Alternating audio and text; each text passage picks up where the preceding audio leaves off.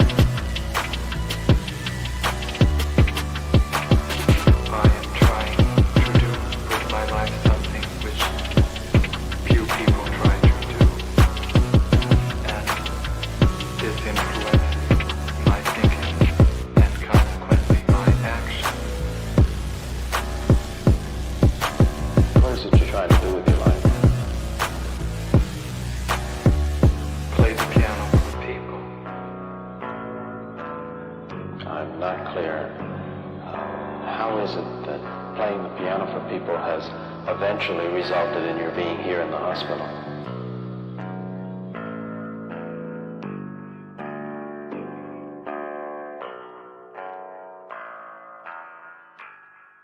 That's difficult to answer.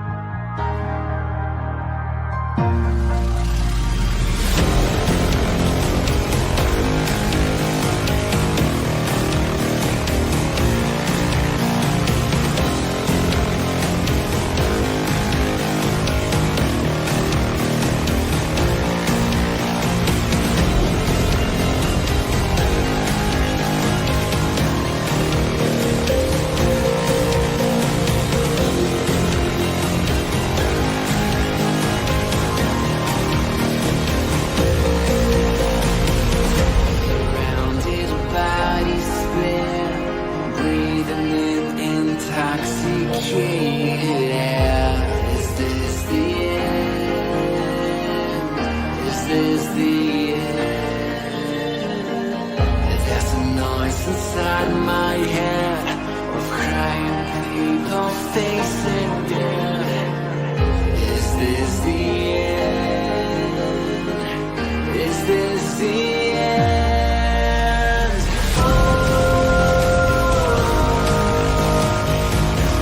I'm burning in the stone.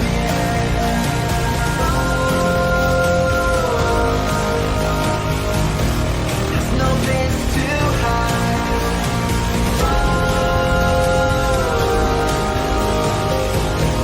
I'm burning in the stone.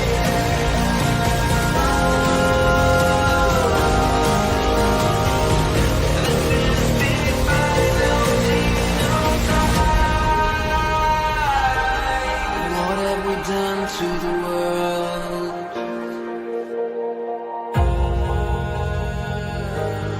What have we done to the world?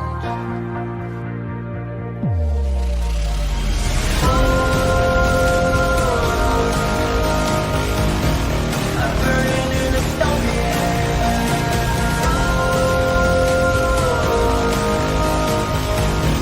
There's no place to hide.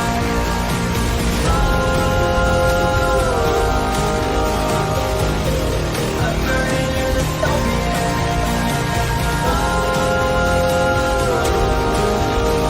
This is the final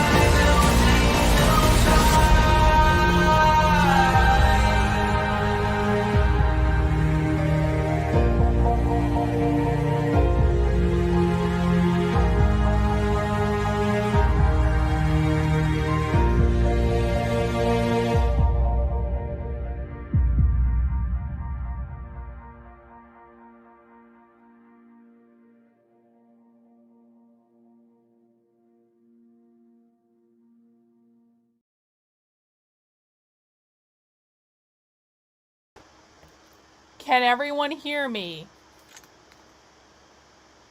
This is what happens when I unplug my computer. This is what happens. Like, I unplug my computer and I leave the house. Everything fucking breaks. Alright, we're back. I now have a dock missing on my computer. But you know what? That's okay. That's okay. You guys can hear me. Let's just tune in live to the Anarchist Bookfair, and I will fuck around with the technology on my end. But at least you guys will be able to hear. So we are tuning in live to the Anarchist Bookfair in New York. I apologize for the technical difficulties. It wasn't my fault, okay? But here's a black feminist talking about something. Community is not clique. You know, we can't just come in and be like, hey, it's all good. So we're together now. You know, you have to constantly assess. You have to constantly check in with people. How's your rent doing? Are you able to stay on top of rent? Are you looking for new work? Help each other, work together, communicate. Dang. So often people have problems and they retreat from community spaces, and then they only come back if the problem gets solved. This is how we lose so many people, because the day-to-day grind of capitalism drags them away from this organizing work. And so we're always fighting against poverty. Capitalism! And that is such a large social problem to kind of gather around and try and like solve, when in actuality, we already have a solution to this, and we've survived through this through generations at this point. And that's kind of what I'm hoping that people are able to lift from the archive, is that there are examples, there are things that have worked, there are things that have failed, and we can learn from that. So from this is notes from a New African POW journal. So the New African Prisoners Organization released 8 different publications. This is from book 3. Unity at all costs is what they're talking about here, and basically trying to maintain a good getting along, all unity, no struggle type of form. And when we embark upon like unity at all costs, you kind of end up in sort of like this like opportunist liberal path. So it basically is like, we want to keep the vibes right, because that's kind of what keeps people here, except that we're never diving in deep to why people are here. And it creates this fake sense of community. If I'm being honest, and through my own research in power dynamics and workplaces and my own lived experience, it falls right in line with that like respectability and civility culture. Yes, they do. Which is white supremacy at its core. just because Civility is everyone's white showing up, supremacy. being like, oh, it's good, I'm so happy we're here, Oh, it's yeah? so friendly. It doesn't mean that people are We'll feeling rewatch good this about later, by the themselves. way. It doesn't mean that people are feeling good about the way your organization or your collective is moving together. Um, But this in is many live. ways, the urgency of trying to push back often creates this strange, like, timelessness where no one actually checks in where people are on a regular basis. And this article is from, I believe, 1979 ish. And a lot of the issues that we face today in organizing were faced then. And the fact that we continuously keep trying to reinvent the wheel and we continuously keep trying to like push these Guys, how ideas is the that sound? we How know is don't my voice compared to the necessarily sound? move the needle, so to speak, for a turn of phrase that I Because I actually can't hear hate, myself, but so. I feel like a lot of like Italian white anarchists always throw my way. But yes, we have to Good. move away from this idea of like Okay, unity cool. at all costs, Cool. getting along at all costs. You need conflict in your spaces. You need to find ways to address that conflict in a way that matters, that doesn't deteriorate the entire group. Free for all. So this is our mutual aid network, and we practice anti-carceral mutual aid. And free for all kind of stemmed out of a lot of things. My own research with the archive, a really crappy workplace experience where like I was totally taken advantage of and discriminated against, and a wider need that I saw amongst workers that were coming to our peer support group for material care. So free for all is a concept that I kind of started playing around with back in 2017. I was unhoused at the time. I was living with my former partner who was definitely abusing me financially, physically, emotionally. And I ended up losing my housing from that. And the one thing that kind of kept me afloat was actually Black and queer community. And that support wasn't consistent. It looked like $10 here to help you out. Oh, someone punched you in the face and you lost your front teeth. I will Yup. pay for your dentures. Here's the $200 to pay for your denture. Like, oh, you are struggling. You have no food. Here's food for a week. Even though that person, these people, like, I'm bringing up scenarios in my life, I don't even talk to these people anymore, but they cared enough about me and they cared enough about my life to keep me afloat. And that's kind of where free for all is. Free for all is anti-racist, abolitionist, anti-capitalist. You cannot be doing any sort of anti-imperial work if your work is not based in anti-capitalism. You are not anti-racist if you are not anti-capitalist. Oh! And you can fight me on that. I'll always take it to the streets on that. I won't fight you on that, We're girl. cooperative I and we're won't fight you. reciprocal. So it's a give what you Boom! can, take all you need. We work from abundance. So I really don't care if someone comes and takes everything, truly, clear the table. One of the easiest and best ways to kind of create, real bonds and unity is to start pushing away some of that scarcity mindset. And also to push people away from that consumerism, right? Consumerism is the teeth that we all suck on, keeping us connected and tied to to capitalism. And the more you're able to create these free spaces where people can come and go, congregate as they please, it's led to some really fruitful organizing for us. It also means that we build outside the carceral system. So, for instance, this is one of our Yes, first distros out, exactly. and Distro. That's police an kind of important showed up word. and asked us to leave. Funny enough, they asked us to leave like super after we had pretty much given out everything. So a lot of folks get nervous about like taking action and like getting themselves out there. And truthfully, like getting yourself out there is like the biggest and best thing you can do, because so often the state and the carceral systems that exist are so slow to respond. You can beat them to it.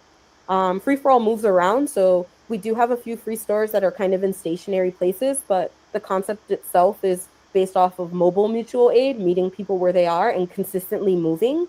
One thing that I've learned over the years is that if you start to hold on to a space and you treasure it, it becomes a place that is easy to attack, easy to infiltrate. So, for instance, we host a free store at a free bookstore in town, with the collective of people that are communists, and they kind of run a free bookstore. And we've already had white supremacists come and try and attack that bookstore. Next up, you'll have police officers coming and being, citing random things about why we can't meet here. Oh, you're serving food, but you don't have any food handler's permit. Or, oh, you're over code for the fire department. And they use these little tactics to break you up. So, in my mind, the easiest way to circumvent that is to just keep moving around. And in many ways, it's turned into this reconnection with the land because we're often outside, we're at parks, we're inviting people to come and enjoy green space. And it's really kind of changed fundamentally how we bond with each other. This is care work. First and foremost, we're taking care of each other. And we take care of each other well before we turn our attention to fighting the state. And I think that is kind of the defining difference between what we're doing here and other groups in our area. I won't name them, but they tend to be more focused on the issue, right? What we're fighting. And in Black liberation circles, and particularly Black feminist groups, I don't want to define myself by my oppression. I want to define myself by the world I imagine to exist without carceral systems, without prisons, without capitalist chokehold. And so taking care work into our hands is the critical step that says not only that we're creating outside of carceral systems, but actually providing care for each other that gives people the strength to continue on in this fight. We have organizers that have been with us for, a number of years now.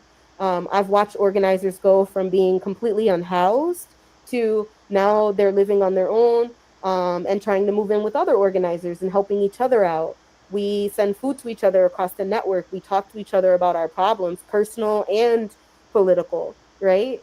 There is no space that separates us. And because of that, I do think that even though we have conflict, even though we don't always get along, we might not even always be friends. There is a respect and a belonging that people have here that I think is so important to sustaining our movements.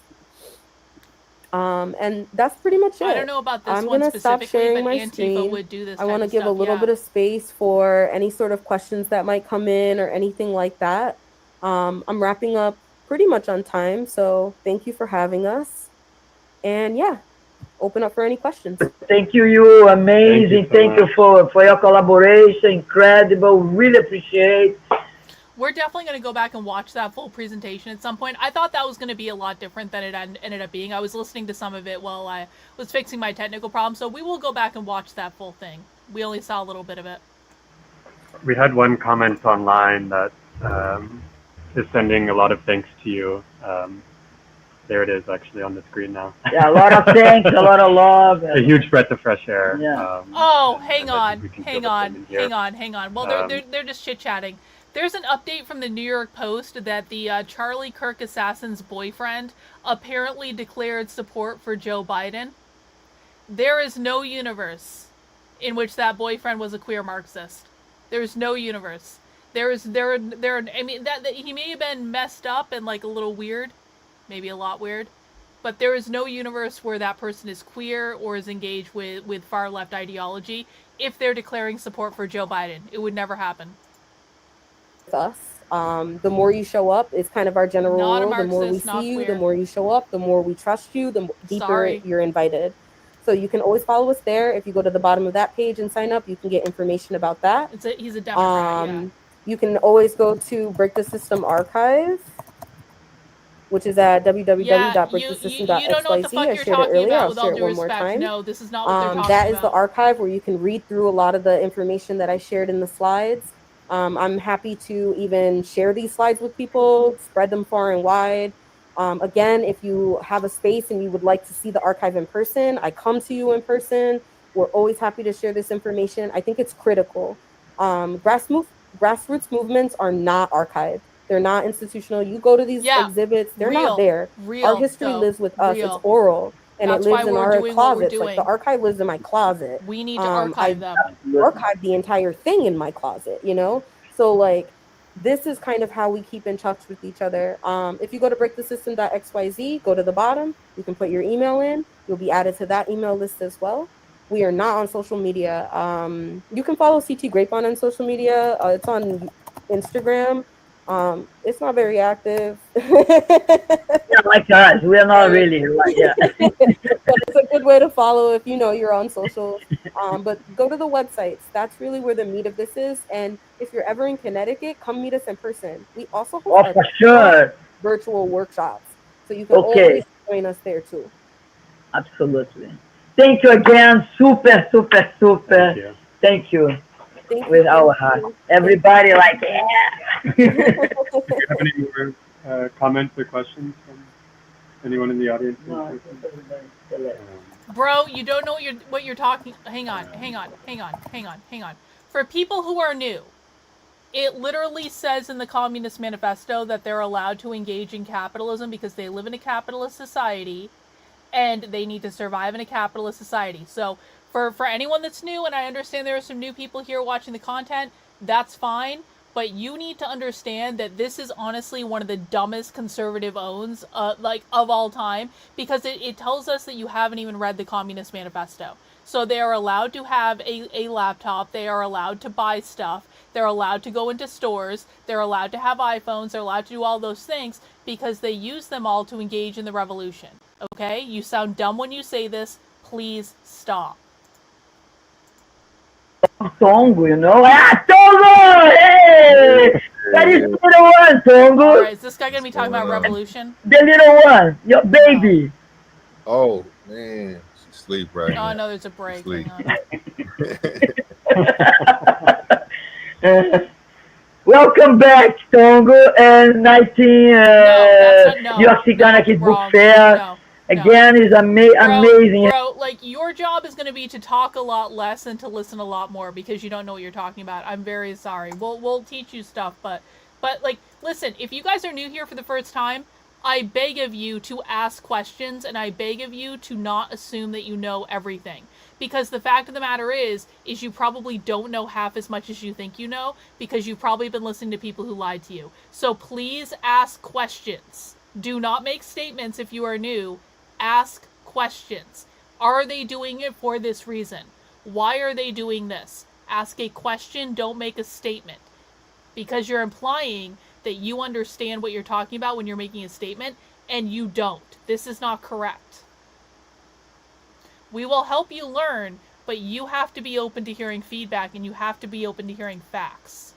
Jewelry. They told me this is jungle. Maybe not jungle, more like 50 machine guns planted in the ground. It's raining faces again in California. What does this say about heaven? What does it say about the people you killed? Waiting lines got so exhausted. A million minds dropped all these faces at once. If well, the these are fascists can actual read the lips leftists. of a giant talking in his sleep, we might as well communists. make our demands in prison letters. Today was born the most important trigger finger in the world. Today I begun counting down the pages between now and a pile of books by a tunnel. Chicago is going to walk out of Chicago one day. Oh, we're hearing poetry. Babies that drag street signs like old toys. Today, the most important letter left prison. Babies that laugh at flags like faces that have disappeared. Maybe I'll join them, but for now, these streets are made of saliva. And we raise half-full glasses to the basements that meant nothing. And the working poor who live there, we get shot. We get white sheets on California, where the kitchen table likes to talk as much as the walls, and romance on the porch consists of hard residing. I mean, this picture, characters talk spit and know that they're hard to kill. The kitchen table knows this. They don't have subtitles, the porch is almost so you don't always get what you want. Sorry. That one down is just one down. This town is coming to town. A circus watching itself. Half distracted, half suicidal, thrilled children dressed as cops. Real communists are bottom up because real communists do not believe in hierarchy. Top down is Stalin. These people are Marxist-Leninists. They completely reject Stalin. They're bottom up. Oh shit. Fuck, I just hit the wrong thing. Just hit the wrong thing, my bad. He's only doing slam poetry anyway, I don't really care about that. Goes this so-called country. There's a cow's mouth on the flag. A peculiar notepad holds street life dear, but the writer is not here. He's somewhere talking to tombstones about the good old days. Or splashing reborn water on his latest face, or wondering how his old gun is doing in the afterlife, wondering how much death trap is in those gas stations now. It's got to be $1 million a day on this concrete island, new engine in the moon. No. Why it never goes down. I mean, 70. No. Communists today, listen, I don't give a flying fuck what happened 100 years ago. Communists today do not like Stalin. They believe, most of them, there are very few Stalinists in the United States. They do exist, but there are very few. Most communists today are Marxist-Leninists that completely reject Stalin. completely reject Mao. Anything you've heard about what's going on in America being Maoism with American characteristics is completely false. They overtly reject Stalin. They believe Trotsky was the rightful inheritor of the revolution and Stalin fucked everything up. They believe that Stalin is why real communism hasn't been tried. Mao is in the tradition of Stalin, so they reject that too. So this is not correct. Again, I beg of you people, if you are new, I need you to ask questions. Don't make statements, because when you make statements, I'm going to make you look stupid. When you ask questions, I will give you an answer to the question. When you come in and you make statements, I will make you look stupid, because you don't know what you're talking about. Yes, they want no prisons, no government, no nothing like that. Mostly positive on Trotsky.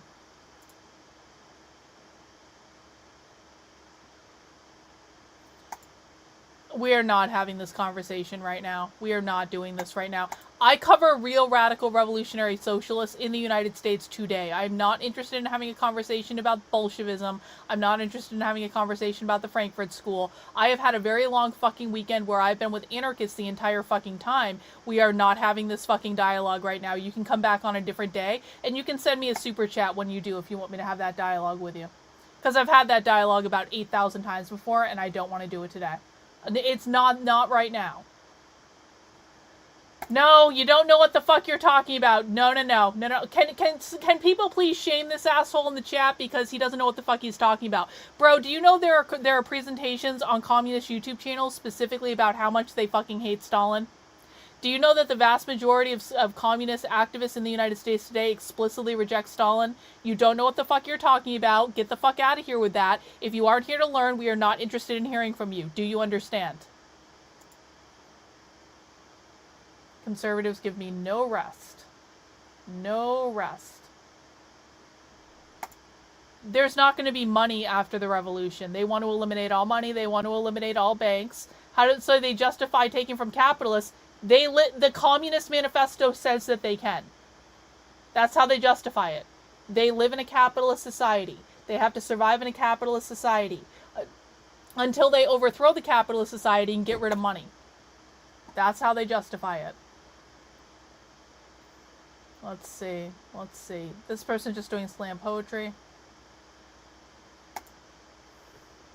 They believe that all crime will be eliminated when capitalism is eliminated, or maybe not all crime, but like most crime. They believe that capitalism causes the vast majority of crime, and so if they just get rid of capitalism, which means private property ownership explicitly, they believe that there will be a lot less crime because everyone will have access to whatever they need. So they believe that crime will not be as relevant in the Marxist utopia. As you go undercover in these groups, do you ever run across people who believe you may also... No. Nope, never. Now listen, I know people who go undercover with them. I absolutely know a bunch of people who go undercover at their events. Do I ever randomly run into someone that I don't know? Nope. Nope. Yeah, we watched a 12-hour-long socialism conference of them explicitly denouncing... There's a whole section of the Revolutionary Socialism Conference from last week where they're denouncing Stalin and Mao. Like, literally they did an entire presentation denouncing Stalin and Mao. If you think that they hate religion, then you've been listening to conservative retards who don't know what they're talking about. They don't care about religion. They truly don't. They're not out to persecute the Christians. They don't give a fuck. They don't care if people are Christians, by the way. I have them on video saying this. They do not care if people are Christians at all. Because Stalin prevented communism from being global, and communism needs to be global in order for it to be successful. That's what they believe. Yeah, you found out your local library had zines, didn't you? Yeah, uh-huh. The first thing you need to do is to learn as much as possible about them listen, I'm not going to give you guys any, this is, people have been asking me this, and he's still just doing slam poetry, so we're waiting for the slam. There's going to be a good presentation after this one. It's going to start in about 10 minutes, so I'm answering questions in the meantime. But, for every single person that's been asking me, Karlyn, what do we do about this? What do we do about this? What do we do about this? I'm not going to give you a single thing to do. other than sit your ass down, open your ears, and learn. You all have to, if you are new to socialism, if you're new to watching this stuff with me, and you think you know what's going on the left, I promise you, and this is not your fault, I'm not trying to make you feel bad. If you have never watched socialism with me before, I promise you, you probably have absolutely no clue what's going on the left. So what needs to happen first, before I give you any task to go out and do, is you literally need to sit down and unlearn every single thing that you think you know. Because if you don't unlearn all of the bullshit that you've been taught by conservative influencers, you will not be able to implement any tactic effectively, because you will not understand the enemy you're fighting. I'm not trying to be mean by saying to you I'm not giving you something to do. I'm not giving you something to do because right now you don't understand the enemy you're fighting, and so you will not be successful at whatever you try to do. So you got to sit your ass down and you got to learn about your enemy. And I promise you, and people in the chat can corroborate this, once you reach a level of fluency in their language and you understand them, you will know what to do. But you have to get to that point, and you can't fake this, and there is no shortcut, and there is no 5-minute video I can give you to watch. You actually have to just learn it. And until you learn it, I'm not giving you anything to do other than sit your ass down, listen and learn and ask questions, and we will teach you everything you need to know. But you have to come here to streams and you have to put in the work. You have to do the work, which is exactly what these people do. Well, they disagree with you. So do me a favor, Andre. Why don't you go to a far left socialist event like I did this weekend, and you go in and you say, "Excuse me, socialist, do you know that you're not going to be able to live without money in your socialist utopia?" And you see how that goes. Okay? You just go tell a communist that this isn't going to work, and you see if they change their mind. All right? Let's see. Yeah, Maoists went out of style in the 70s. That's true. Yeah, they're still doing fucking poetry. We've got another 8 minutes of poetry. I don't give a fuck! Are you listening to me? I don't give a fuck what people said 100 years ago about Stalin and Mao. I give a fuck what real communists and socialists are saying in the country today. If you don't care what real communists and socialists are saying in the country today, get the fuck out. Like, conservatives can't even rein this shit in after I spend an entire weekend with communists. I literally go and spend an entire fucking weekend with communists. I go sit in their classes, I go sit in their workshop, I go secretly record them, and conservatives who have never probably spoken to a real communist in their fucking lives are like, "Excuse me, Karlyn, I'm gonna educate you. You can go undercover at an event, and then you can come back and fucking educate me, but until you do what I do, shut the fuck up." Unbelievable, the hubris of these conservative retards that think they know more about this than me when they've never actually talked to a real communist in their fucking life. They believe when capitalism is abolished, religion will die out on its own, so no, they're not actively persecuting Christians. That is true. That is true. Thank you, Jen. It's good to see you. Appreciate the super chat. Thank you. Let's see, I'm just going through the chat, guys. Guys, I do want to welcome questions, but do not pretend for 1 second that you know more about these people than I do, because I promise you, you don't. And I'm not trying to make you feel bad, but, like, a lot of you have been lied to by a lot of influencers who didn't know what they were talking about. These people are everywhere. These people teach your kids in school. These people teach your kids in college. These people are in the news media. These people are in the government. These people are in the military. These people are running nonprofits. These people are in the business world. These people are everywhere. They are also low-level street harassers too, but they're everywhere. Average person. Spies before being sent on missions have to understand the language of their enemy. That's exactly right. If you do not understand the language of your enemy, there is nothing that I can give you to do to fight them, because you won't do it correctly. Let's see. Because they think it's going to create a better world. No, girl. You're not asking questions, you're making statements. You don't do that here. This is my fucking classroom. You've got one last warning coming. So they want to live by trading and helping? Yeah, kind of. Kind of. It's not quite that simple, but kind of. You shut the fuck up, and you come here, and you open your ears, and you listen, and you learn. You ain't winning back nothing if you don't understand the enemy you're fighting. You're not convincing no one of nothing. You're not taking back the schools. You're not doing anything until you shut the fuck up, come here, open your ears, and listen to what they say and learn their language. That is the only thing you guys have to do right now.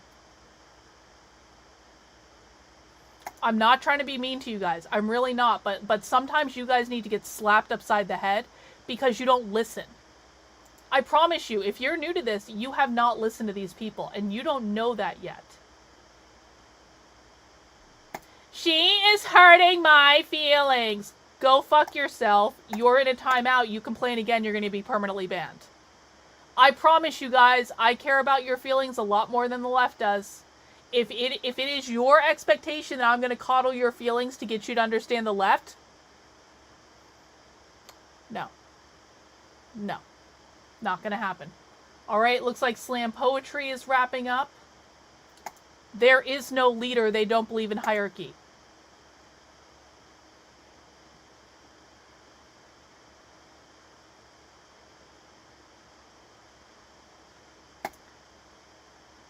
If you think these people are funded by George Soros, you're a low IQ retard and you're probably not smart enough to be here. These people are not funded by George Soros. These people are not funded by USAID. These people are not funded by the CCP. These people are funded by mutual aid. So no, money is not necessary for a lot of the stuff they do. That's reality. You don't know your enemy. Yeah, and that's the frustrating part. Conservative influencers have lied to their audience and totally conned them. Yup. Alright, they should be going into the next presentation. And I think the next presentation is going to be a good one, guys, so I'm not going to try to talk a lot. We can talk about this another day. We're not talking about this right now.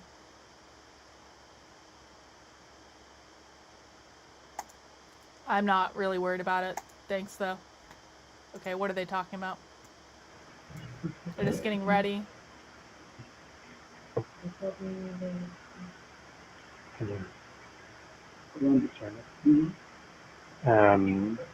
And now from Colombia, and no one is here. Okay, we will take a couple minutes and be back soon with the collective from Colombia. No! Creating work around internationalist vegan issues and that's and not. so on. That is not the presentation they're supposed to be doing. I do not care about the collective from Colombia. That's not the... Okay. Socialists don't know how schedules work. That's okay. We can bounce around to other I'm not watching this vegan thing. We'll go back and watch that black feminist thing. Communists actively denounce Soros, Schwab, the WEF because they're capitalists. They've started accepting money from compromises on their principles. Yeah, that's very true. That's very true. Socialists hate the WEF. Okay. You are now going in a timeout. If you come back from that timeout and you keep running your mouth in my chat without asking questions like I have begged you to, I will permanently ban you because I'm assuming you're not here to learn. So now you're going in a timeout because you are not fucking listening to what's being said. So we're going to shut you the fuck up. If you come into my chat and you just keep running your mouth without asking questions when we're giving you feedback, at some point we are going to shut you the fuck up. Your job here, if you are new, is to listen to what they are saying, to learn what they're saying, and to ask questions. And if you don't want to do that, we will shut you up and make sure you have no other choice. Communists do not believe in hierarchy. There is no leader. There are a set of cogs in the machine that coordinate the messaging. They are academics, authors, and activists. One cog in the machine is as good as any other cog in the machine. There are many other roles that communists have, but, like, there is no one leader. They do not believe in hierarchy. Alright, you're now getting put in a timeout because this is not a serious question. Your job is to only ask questions that are relevant to this because I don't believe you're serious. I think you're a troll. So you're going in a timeout. You can prove me wrong. You are. You are. You guys want to know why I yell at conservatives? You guys want to know why I call conservatives retards all the time? This is literally every single day.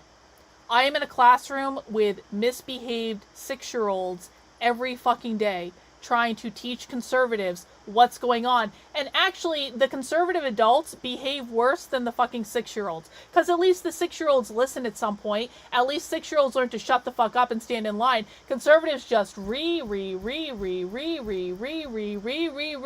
They cry, they complain, they have massive hissy fit meltdowns. If you stick around the channel, you're going to see it over and over and over again. They think they know what they're talking about. They have no fucking idea.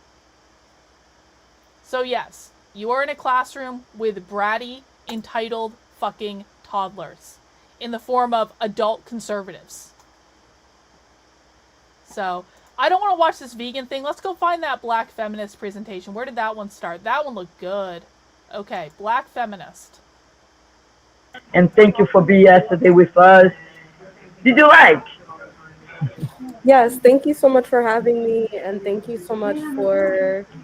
I understand why this might be confusing if they believe in if they have organization but they don't believe in hierarchy.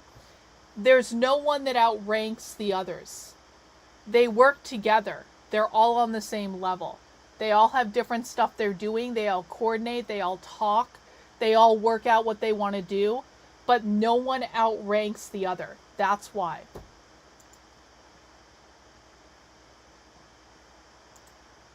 I migrated here from Adam Green and Nick Fuentes. Your analysis of the true motives of the left and Marxists is spot on. They're not dumb like they're made out to be. Yeah, thank you for that. I appreciate that. I appreciate Adam Green and I appreciate Nick Fuentes. And I'm not choosing sides. I'm a Nick Fuentes supporter. I'm also an Adam Green supporter, and I adore him. So, don't make me fucking choose. Don't ever make me choose. Okay. welcoming me today to speak on radical Sancopa. So I have a short presentation, and I'll kind of just hop right into it.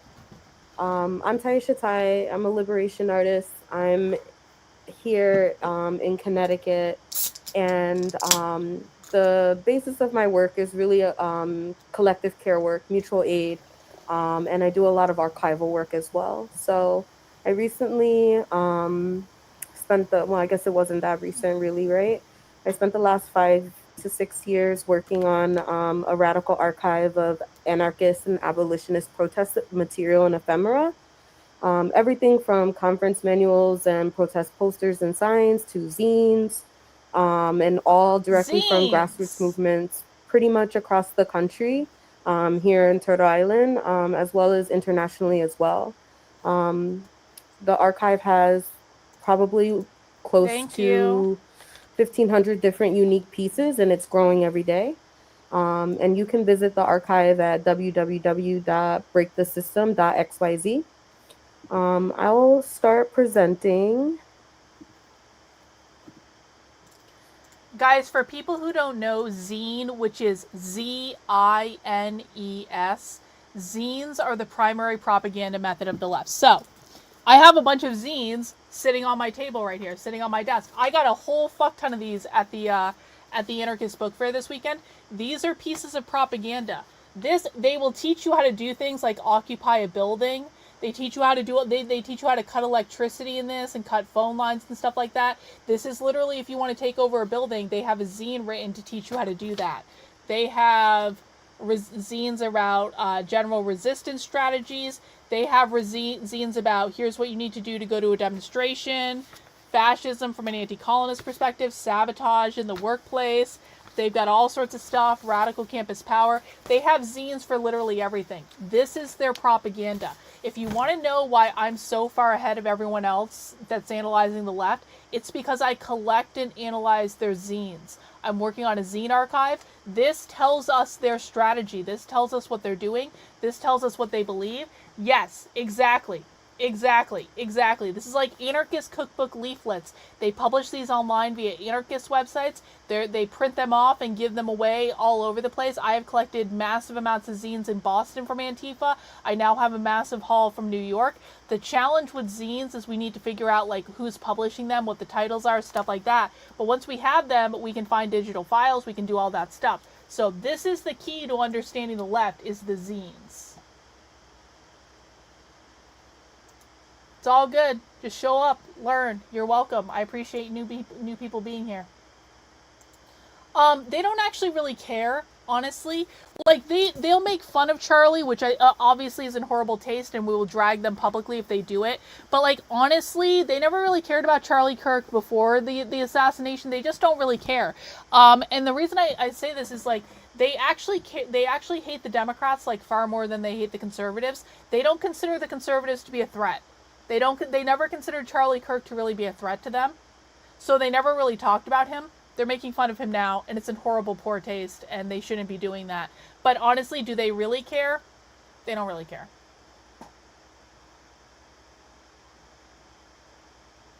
Alright guys, I know people have a lot of questions, but let's just listen in, okay? Let's everyone hold your questions. I promise if you come to streams, I will answer your questions. But, like, can we just listen in? This is basically live. This happened today. Let's just listen to what they have to say, alright? Hang on, I just got a super chat.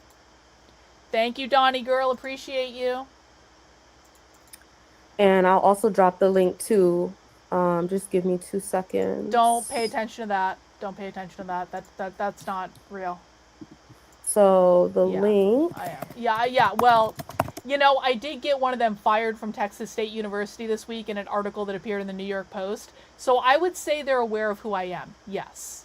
Yeah, they're aware. Yeah.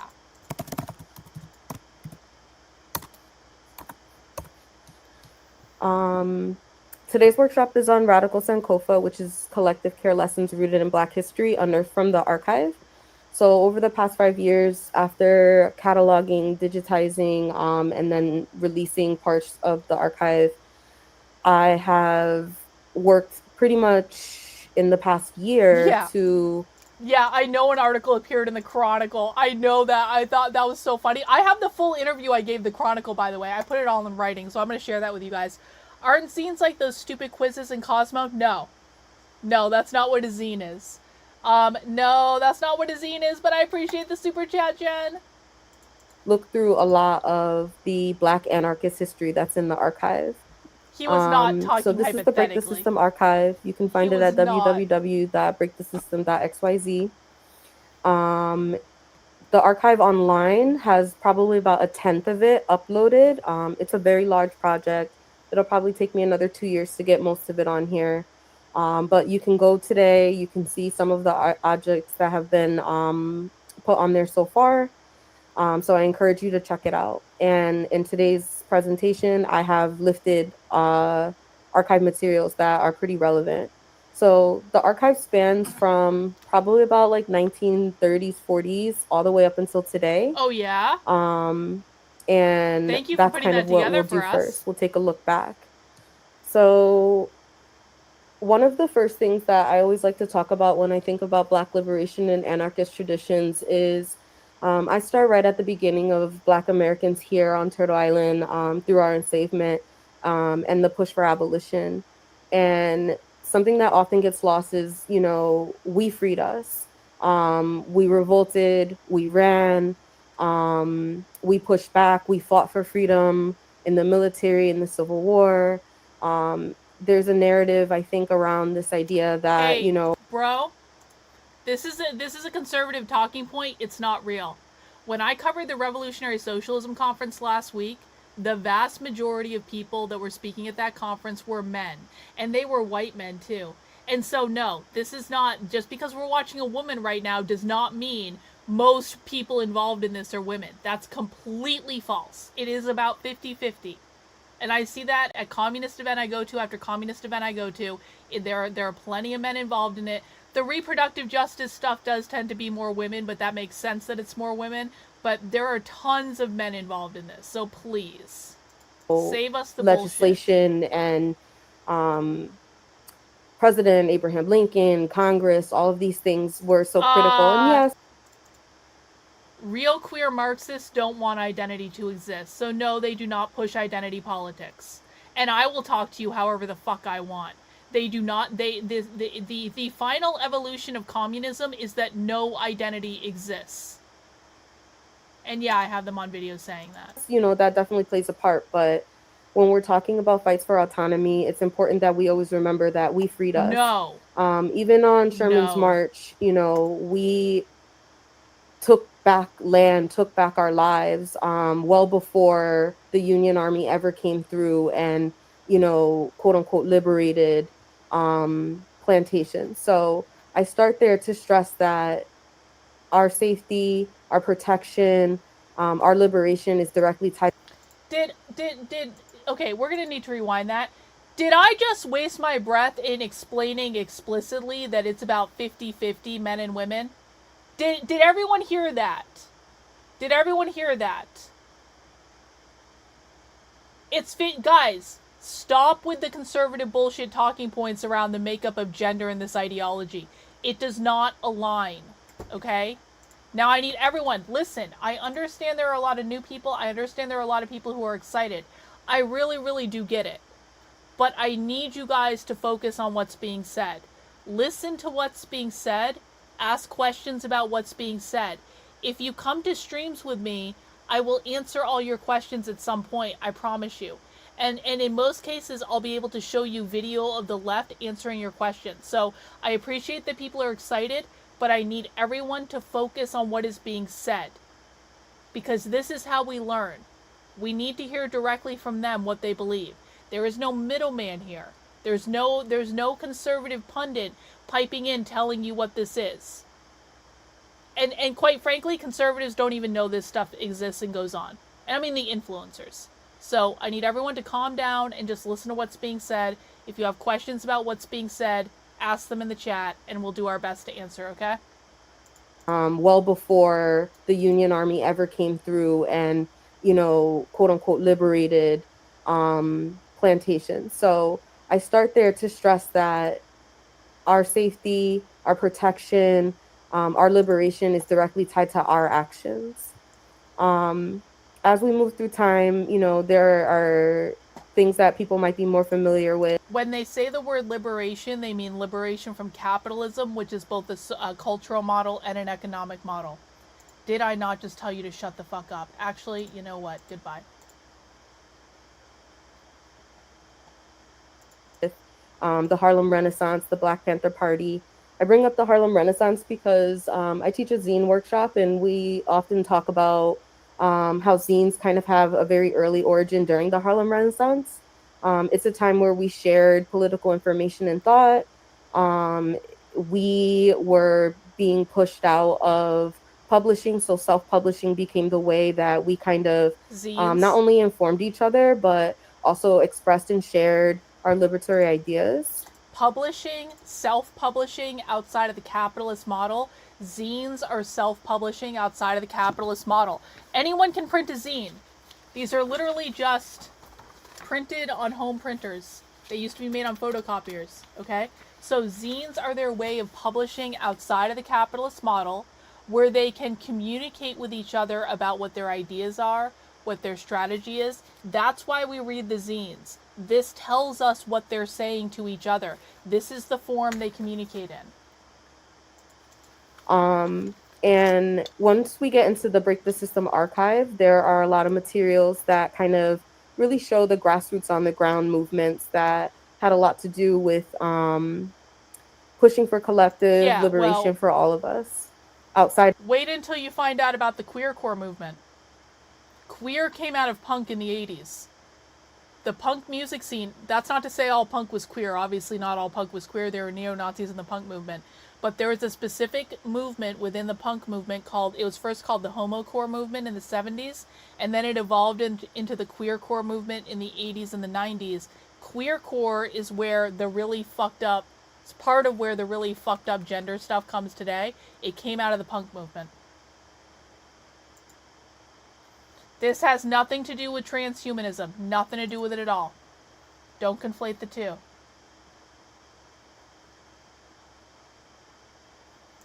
It's 50-50. There's not more men than women. There's not more women than men. It's 50-50. Of just the Black Panther Party, which we're also familiar with, right? Or at least I assume. So the Sojourner Truth Organization is one of those organizations that's brought up a lot. We have a lot of documents in the archive. This is actually an image here from the, I'm going to actually just present this because it's bigger. This is actually Marty, an image here that is from one of the Urgent Tasks, which is a publication that was produced by the Sojourner Truth Organization. The Sojourner Truth Organization was a group of Black workers, and they were out of the Chicago area. They were in existence from like 1969 to 1985. And basically, they were founded on the focus of independent organizing of Black workers. So creating organizing unions specifically geared in Black industry or workers that had a large population of Black workers. And the Sojourner Truth Organization was actually one of the first orgs that really centered race as a critical role in the formation of the American working class. So, you know, we see and hear a lot about like class solidarity and having to have a collective class consciousness. But the STO was really like one of the first orgs that were working to actually center white supremacy in its work and dismantle. Hang on. Is my sound still okay, by the way? Let me know. Guys, for those who are here, I can't get my normal microphone to work, so I'm literally having to go through the computer. It's because I left my house, okay? I will figure out the fucking microphone. I'm not going to stop everything and troubleshooting it today. So people are just going to have to deal with my sound. Okay, thank you. It sounds fine. Okay, good. So listen. Most zines will have... Let me see if I can find one. Let me see if I can find one of these. I probably have no good examples. Most zines will have things that tell us who publish it. They'll have websites and stuff like that.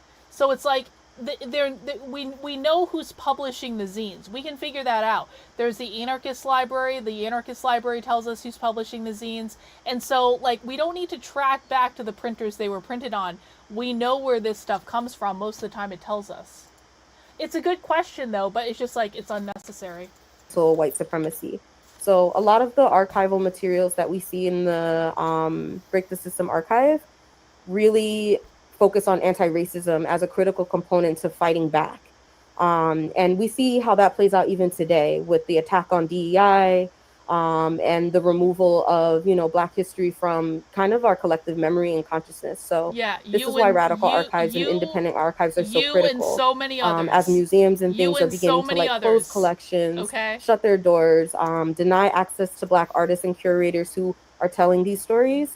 There are independent archives like the Break the System archive that are able to keep these stories alive and remind us, you know, of our history and kind of where we are in the fight. So they're kind of the first post-New Left group to emphasize production work. And this really gained a lot of following in Chicago with workers there. Urgent Task is their publication that they kind of used to spread their information. And there are a number of editions in the archive. I think we have maybe about 7. Currently, none are available on the digital website, but I am going to be uploading some later this evening. So anything that you see here today will make its way to the archive by this evening, and you'll see it. It's just a lot of information to always like dig up and find. But one of the benefits of the archive is it's not connected to an institution. So yesterday, for instance, I put up an installation, and pretty much all of this material was screen printed and onto sheets and hung as part of the installation. And that's one of the benefits of being a radical archivist, is that you really do get to kind of take control of how the material is like distributed. I actually go around with the archival materials. So if you ever come to an event in person, I do them in New York, Connecticut, kind of in the New England area, but I'm willing to travel too. Ooh, maybe I can run into her. So this is one of the things the left does, guys. And this is not a live presentation, so we have the benefit of being able to pause it and chat when it makes sense to. This is one of the things the left does so well, is they archive all this information and they go out of their way to make sure they're constantly communicating with each other about what they're doing.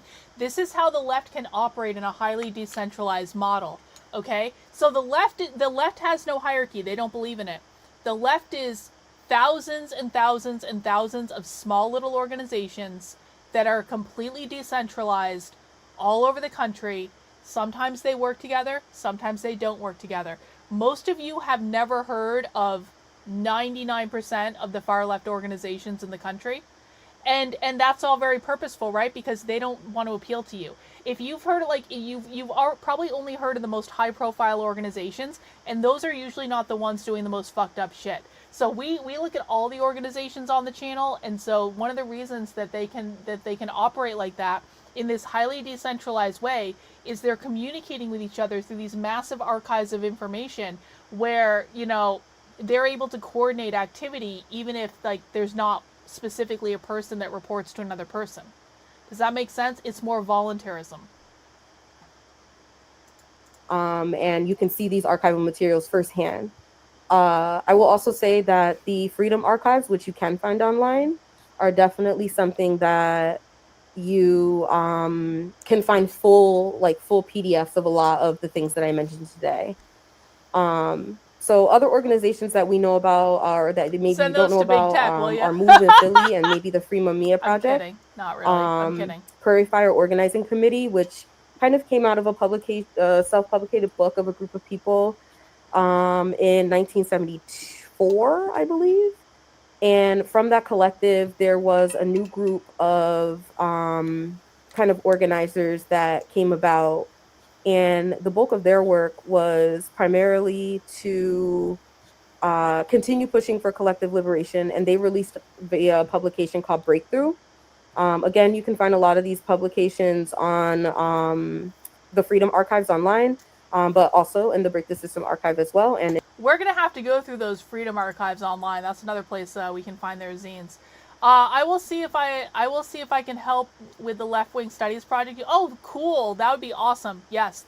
Now you have to learn my content before you do that. You have to have a certain level of knowledge. I will teach you to do that. But I appreciate you wanting to be involved, and thanks for the super chat. I appreciate it. How can I contact you directly about an issue I had with research? I don't want to say more than that. I'm gonna put my email address in the chat. Don't fucking abuse this. There you go. In person.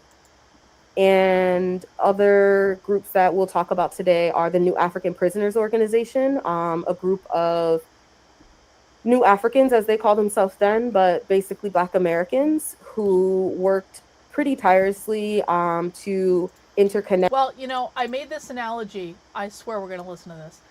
But this is how the streams work. We talk about the left, okay?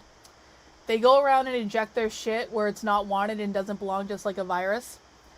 I made this analogy to my husband when he was driving me home from the airport. And basically, fuck you. You better fucking not. I'm gonna be pissed if you do that. I'm gonna take it out on big tech, okay? If you do something to fuck up my email, Marty, I'm gonna abuse big tech publicly until he's so pissed off at me, he's screaming at you because you caused it in the first place. Do not fucking do that. Anyway, back to this. So, I made this analogy to my husband when we were driving home. But just think of it like this. So I firmly believe that the far left is a cult. My show is called The Cult for a reason. It's not just to be cute. I firmly believe the far left is a cult. Think about like the Heaven's Gate cult. The Heaven's Gate cult where they all shave their heads. By the way, everyone in the Heaven's Gate cult was non-binary, and they were all waiting for the spaceship to come and beam them up or something. Imagine if members of the Heaven's Gate cult escaped into society, and then they took over the public schools, and then they took over the colleges and the universities, and then they took over media, and they just started showing up everywhere. Like, it's one of the most bizarre things to be undercover with the left, because, like, I was literally in a room yesterday where I was surrounded by probably 4 dozen hardcore communists wearing masks. Like, and it's just like them and me. And you kind of look around and you're like, I'm in the middle of a fucking cult meeting. That's what it feels like.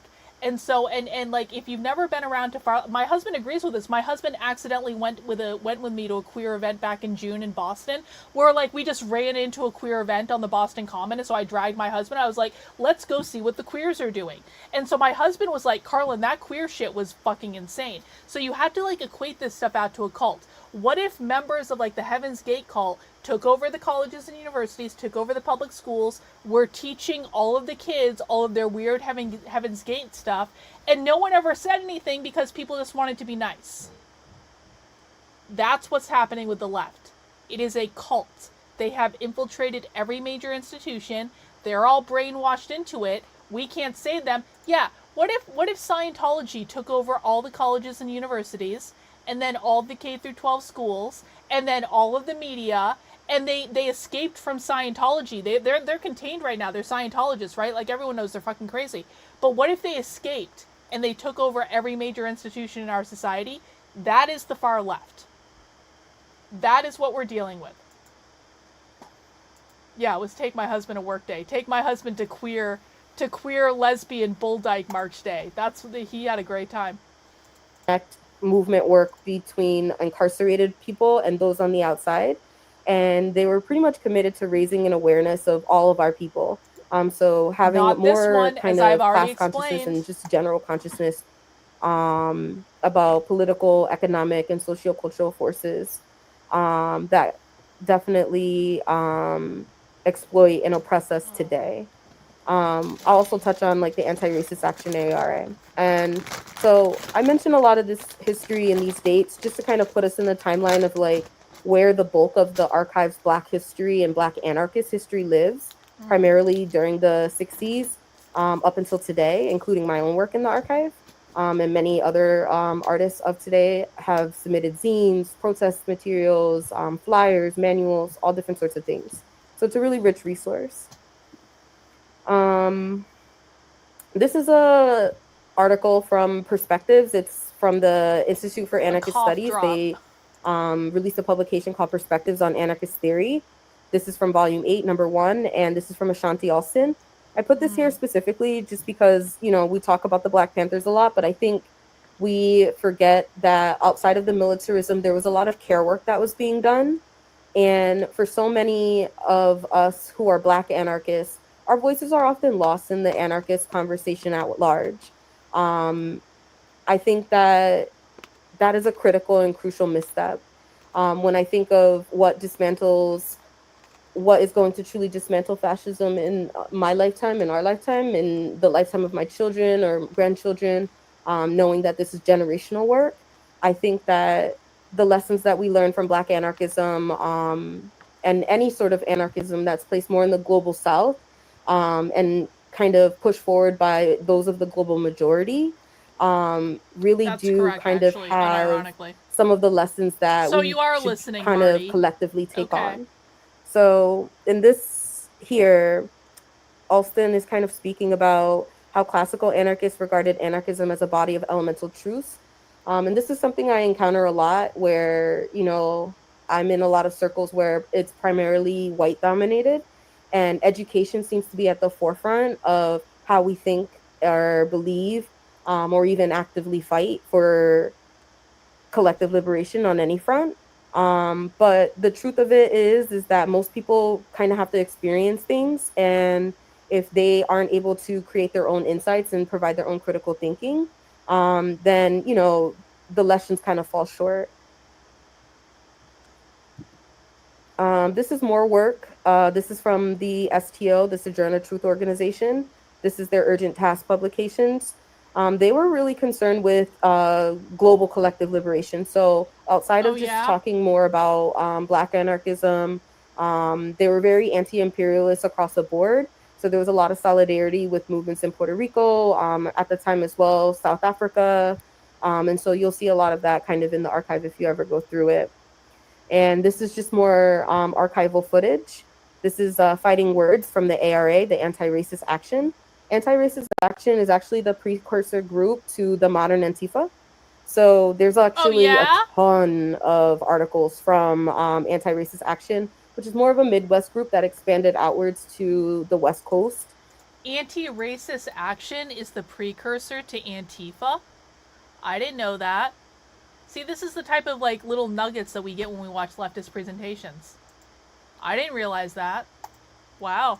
Good to know. And kind of the coastal areas in general. So think more like Minneapolis, Chicago area, then moving towards like Portland, Oakland in California, or Portland and then Oakland in California.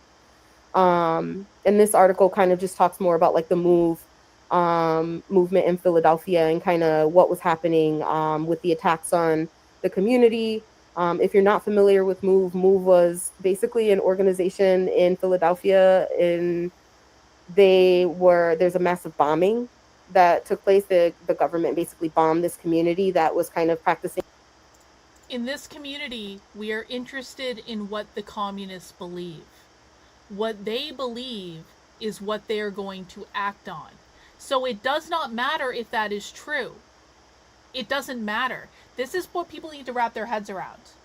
It's like, you guys love to debunk the left. Debunking the left never works. Debunking the left makes no difference. Hey guys, do you know that real communism has never been tried? That's the truth. They don't give a fuck. They believe real communism has never been tried. It's never been given an opportunity. And if it is given an opportunity, it's going to work. Do you guys know that communism has killed 100 million people? They don't give a fuck. They believe it's not real communism. And so you got to stop debunking. You have to understand we are interested in what they believe is true, not what is actually true. Because if we were only focused on what is actually true, we'd be here all fucking day debunking them, and that doesn't accomplish anything. If debunking was ever gonna defeat the left, it already would have done it. So we are interested in what they believe, because what they believe is going to dictate their actions, and it's going to dictate their behaviors, and it's going to dictate their strategy, and it's going to dictate their organizing. And so regardless of what is true, we have to pay attention to what they believe, because that is what is causing all the fucking problems. That's what we're trying to understand. Anarcho beliefs, and was really and truly finding a way to take care of each other outside of the systemic and carceral oppression that we face today. And because of that action, the community was bombed. Move is still in existence. I want to stress this, even though a lot of these groups, some may not exist in the way that they originally started, many certainly came about, or many certainly do still have a presence today. Like even the Black Panthers have the new Black Panthers. A lot of groups have shifted more towards like kind of nonprofit infrastructure, but it doesn't change their origins, and it really doesn't necessarily change a lot of the ways that Black communities in general are fighting back. And that brings us to kind of the general topic for today, which is collective care. So in addition to being an archivist, I founded a mutual aid network in my state, and we're located across the state and beyond, really. And something that I kind of found my belief system on, and through going through a lot of the work and the archive that I've seen, collective care really is the work. So when we think about like fighting back, there's this militaristic component that is critical. And in addition to that, there need be social nets, safety nets, all of the things that that reformists are kind of actively always pushing for. You know, we kind of take these things into our own hands because we've always been denied them. And by we, I mean Black Americans. So you'll hear me speak a lot talking to us. This is a good question. Have you found any common personality profile that falls into this line of thinking? No. There are young communists, there are old communists, there are male communists, there are female communists, there are all sorts of different types of communists. There are rich white communists. There are poor white communists. Like it really does span the entire spectrum. Now, different types of people are going to be attracted to different types of groups. Older hippie communists are going to be attracted to different groups than young, fucking pissed off sex workers or whatever the fuck. So you'll see different demographics within the groups, but we look at all the groups. Like, well, as many as possible. We don't look at all the groups because that's not possible. There are just too many of them. But we look at all the major groups, and like they're all different. They all have their different quirks. They all have different reasons for doing this. But they are all relatively consistent in their beliefs. They just have different ways of going about it.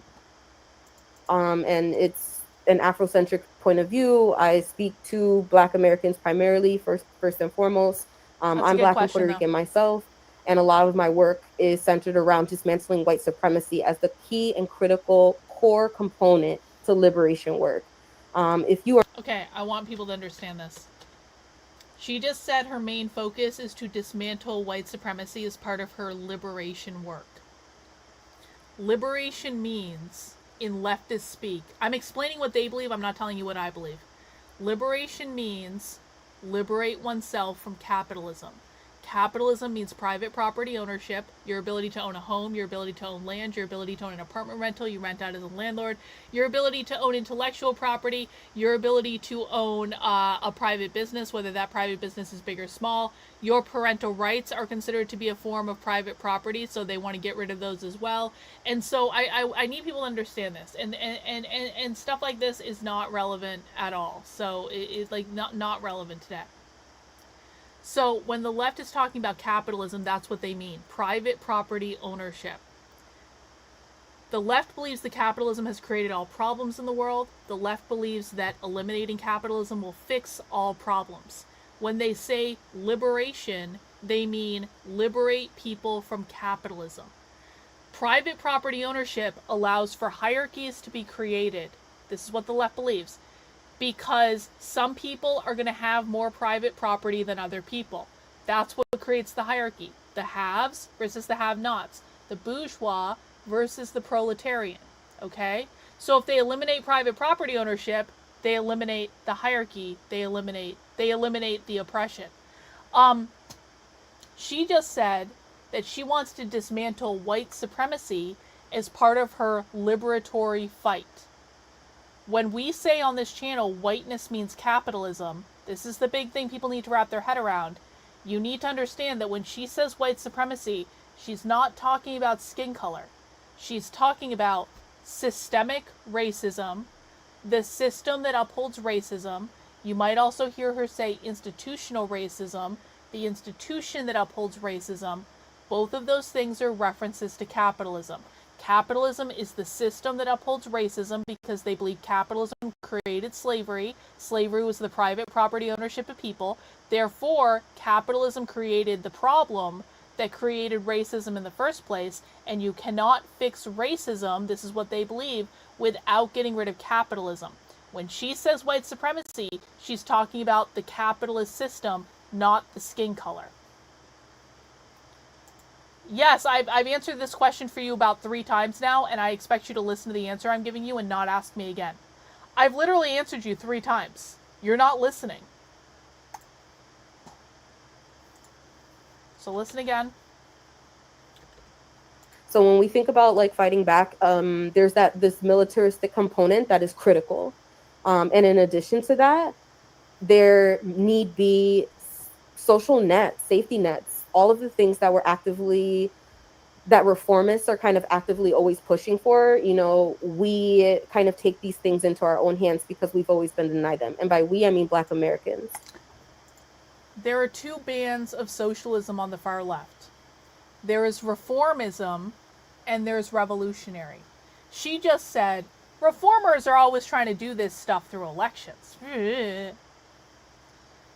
Reformers, okay, both reformers and revolutionaries want a post-capitalist society, but they have different ways of getting there. Reformers believe in elections, revolutionaries do not. Reformers are the DSA, the Democratic Socialists of America, the Working Families Party. These are socialist parties that are working within the electoral system to try to do things like getting elected the mayor of New York City and stuff like that, to try to make reforms within the system that will eventually lead to a post-capitalist world. Revolutionaries, like that Texas professor that I recorded that I got fired from Texas State, they don't believe in elections. So this is why the whole Chronicle of Higher Education thing, saying that Texas State faculty member was speaking hypothetically, he wasn't speaking hypothetically. He does not believe in elections. So revolutionaries, their only thing is they want to overthrow the government. They want to abolish the Constitution. They want to overthrow the government. Reformers don't want to overthrow the government. This is why Zoran Mandami is not actually the most dangerous socialist that exists. Zoran Mandami is still trying to work within the electoral system, okay? It's the revolutionaries that we have to work on. So she just said, she was like, those reformers, me. These people, revolutionaries, do not like the Democratic Socialists of America. They consider AOC and Bernie Sanders to be traitors. I have so many clips from the Revolutionary Socialism Conference last week of them shitting on Bernie Sanders, shitting on AOC, calling them traitors to their cause. I'm going to have a lot of clips coming out that are going to demonstrate this, but that's what I need you guys to know. Reformers versus revolutionaries. These are revolutionaries. The DSA are reformers. And they don't always get along. They do work together sometimes. They don't always get along. Thanks, Jana, for the super chat. On a recent anti-capitalist Jubilee debate with Patrick Bet-David, he brought up the unusual debunking talking points in several of the anti-capitalists said, yeah, if you guys saw that Jubilee episode with Patrick Bet-David, that was utter garbage. I watched it on the channel. You can go back and watch my reaction. Patrick Bet-David doesn't understand the left at all in any way. And so Patrick Bet-David wasn't listening to them. The communists were going up to him and they were going, that's not what we believe. That's not what we believe. That's not what we believe. And Patrick Bet-David was just still talking as though that's what they believed. He didn't understand the left. He didn't understand the language of the left. So Patrick Bet-David to communists looked like a fucking moron. Also, Patrick Bet-David, to me and my audience, also looks stupid because we understand what the communist language is. But this is a great point. It's like, this is why we have to learn the language of the left, because if you don't understand their language, you can't beat them, honestly. And you just look dumb. So you'll hear me speak a lot talking to us. And it's an Afrocentric point of view. I speak to Black Americans primarily, first and foremost.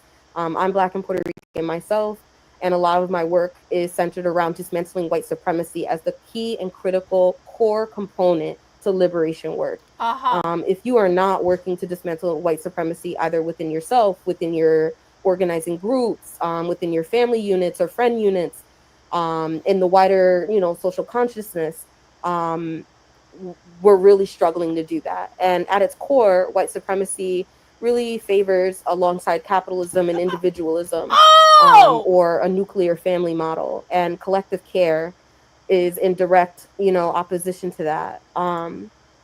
Hello clip. That was an excellent clip. White supremacy figures alongside capitalism and because they're the same fucking thing. Did everyone hear that?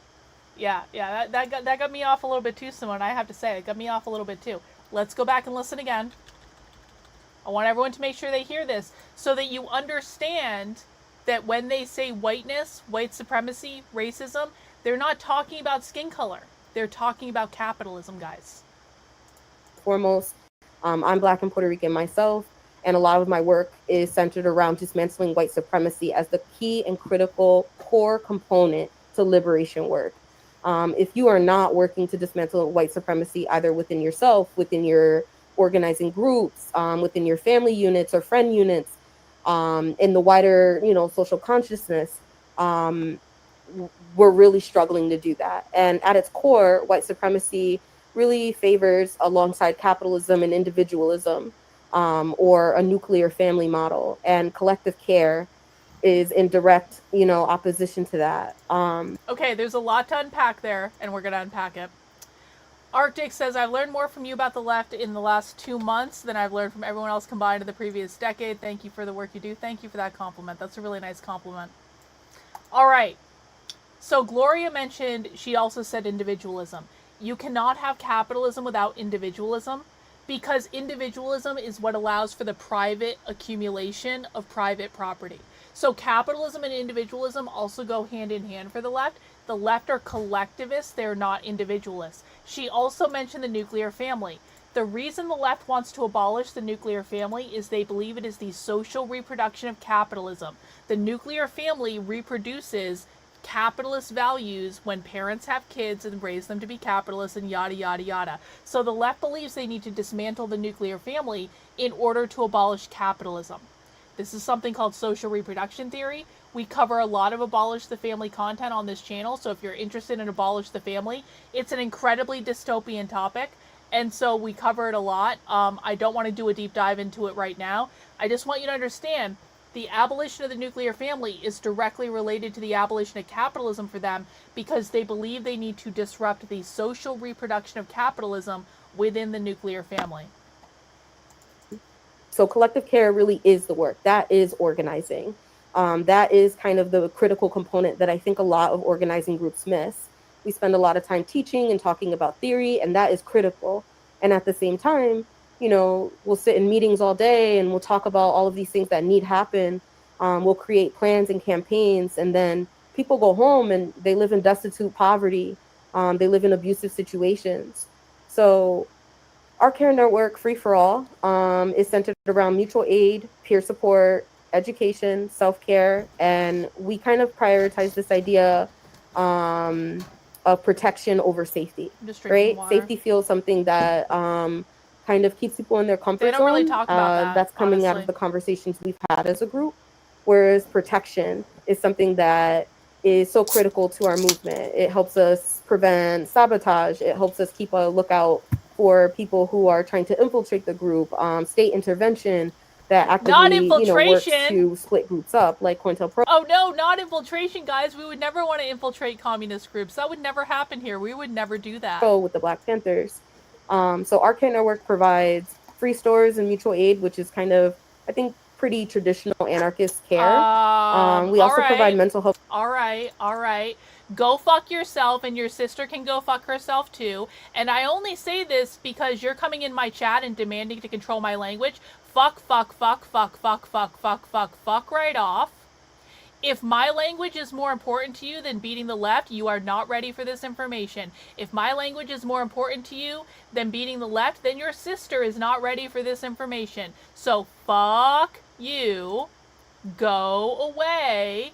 What I need you to do is go back to Fox News, because Fox News will use all the language that you love, and they're going to lie to you at the same time. They're going to lie to you. You're never going to learn what's going on.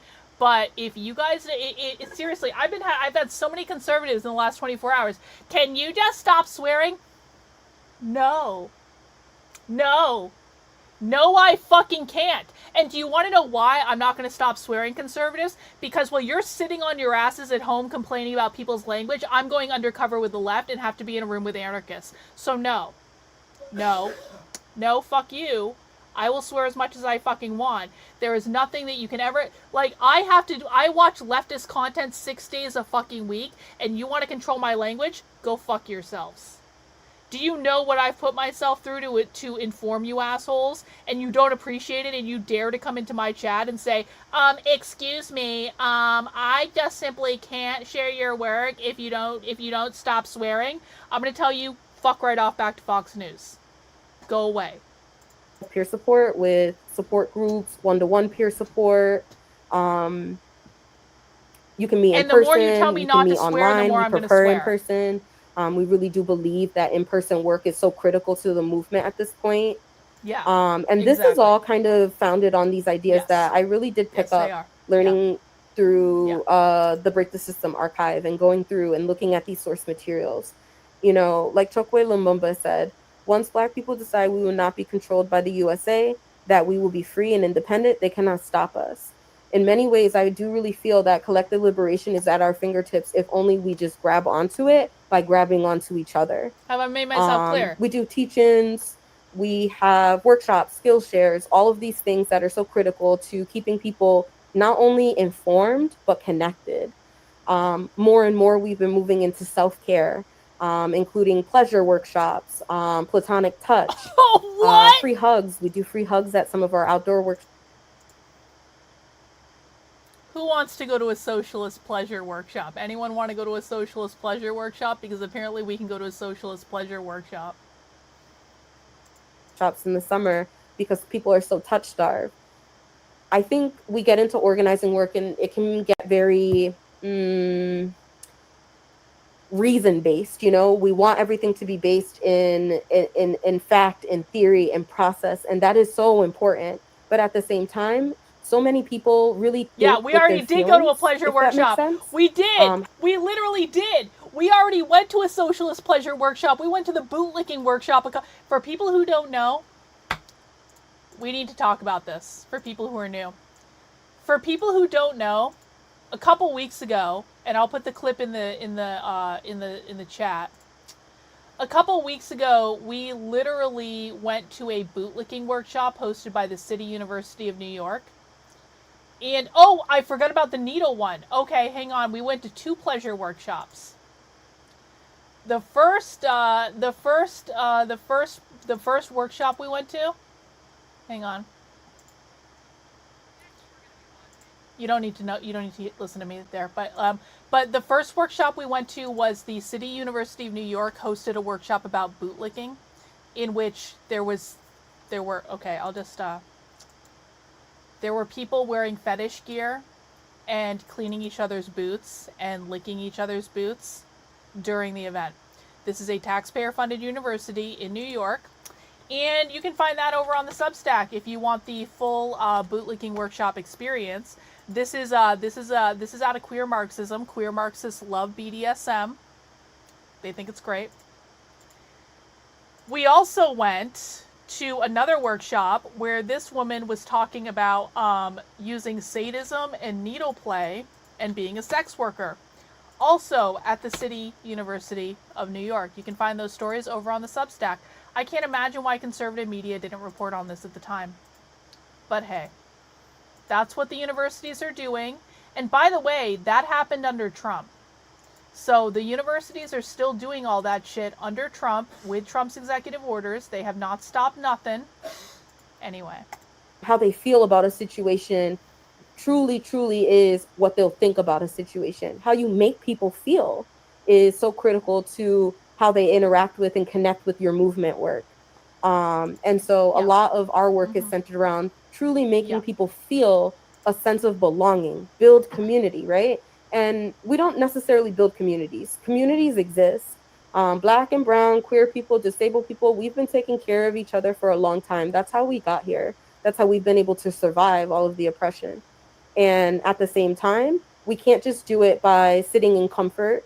We do have to push ourselves a bit, and we do have to be willing to put ourselves out there to protect each other, not just put that on a certain group of people or one person in a group. So this is an archival piece. It's called Beyond Racism. It's actually a thesis, a master's thesis that was self-published. It is incredible, honestly. And there's a copy of this available online. I also have a digital copy. Most of these things I can send you copies of if you're like super interested. I highly recommend reading them.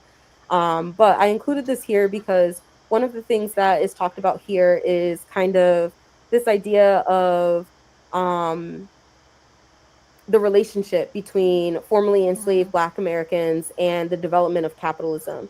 And essentially how enslavement has led to extreme low-wage labor work and wage slavery for Black Americans in particular.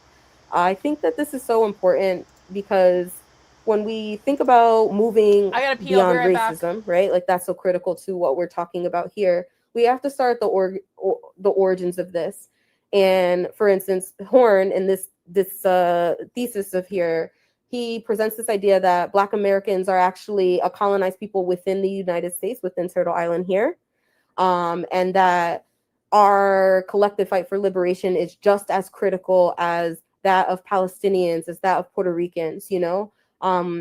It's a complex relationship because we are here in the imperial core, but at the same time, I think here in the United States in particular, it is our active duty to encourage people to fight for our liberation. We are the ones that get shot down in the street. We are the ones that are systemically denied access to resources, to the land. And I think so much of that is critical to why movements kind of fizzle here in the US. Infighting is something that comes up a lot in many documented archive materials within Break the System. People tell and have full accounts of, you know, we could not get over the racism. We could not get over the predatory culture, the rape culture, the misogyny, the ableism. I just released a zine called Why My Black Ass Left the IWW, and I sold it yesterday at the fair, and it was the most popular zine of the day, and almost everyone who touched it was somebody of a marginalized background who was like, yes, this is something I've experienced in these kind of primarily white movements where my voice continues to be decentered over and over and over again. And I think that that is part of this larger conversation of the exploitation of Black labor, not only within the wider context of capitalism, but even within our own movement work. Like, I constantly and consistently get into interactions with people where I have to be like, hey, you're extracting labor from us here and you're not really pouring back into this. And it's so easy to dehumanize Black people because it's kind of our history and it's what we do. And if we are ever to collectively change and move past that, we have to address this. And part of that is... Hang on. You know, the great irony of conservatives. The great irony of conservatives is that when I yell at them and I tell them to fuck off and I call them retards, conservatives actually seem to respond to me doing these things. So thank you, Jay. Thank you for taking my abusive language and then still sending me a $50 super chat. It is unexpected and I appreciate it. I'm still not going to cut down on the swearing. That's not going to happen. But I really do appreciate it, and I appreciate your good sense of humor about it. Acknowledging the history that does exist. Yeah, acknowledging bless your heart with the trajectory of what brought us here as Black Americans to God, facing it's so weird this that I type have of an oppression. eyeliner on. Ugh. So how do we take care of us, right? Everyone always says, we take care of us, we take care of us. That's lifted from Black feminist circles. But how? So I call it we have to create liberation ecosystems. This is something I kind of call it. And it means investing time, energy, labor, and yes, money into our community. It is a difficult process and you cannot do this alone. You have to be able to say, yes, I am going to take care of my neighbor's kids. Yes, I'm tired, but someone is reaching out to me in crisis and I will take care of them. Yes, I am going to put some of my money towards actual liberation. You know, I cannot count the number of times I've sat in an organizing meeting with a primarily all-white group and the conversation is, but how are we going to do that? But how are we going to do that? How are we going to raise the money? And I'm like sitting here and I can tell that everybody here is college educated, has parents that lovingly provide access to food and shelter for them. They have jobs that they can provide a little something. I'm not saying we're all rich. I'm saying there's access to resources and we don't have that same access. And yet the people who are often doing the most, giving the most and expected to give the most tend to be Black, brown, disabled, queer. And it's so interesting. Even yesterday at the fair, you know, someone's walking around and he says, I'm making $20,000 a year, but I'm buying something from every table because people deserve to be paid for their work. That mindset and that mentality comes from those who have faced their whole life lack. And I want to say something about that, but I'm going to answer this question. Would you mind explaining what needle play is? Do I have to? Okay, you paid me $50. Okay.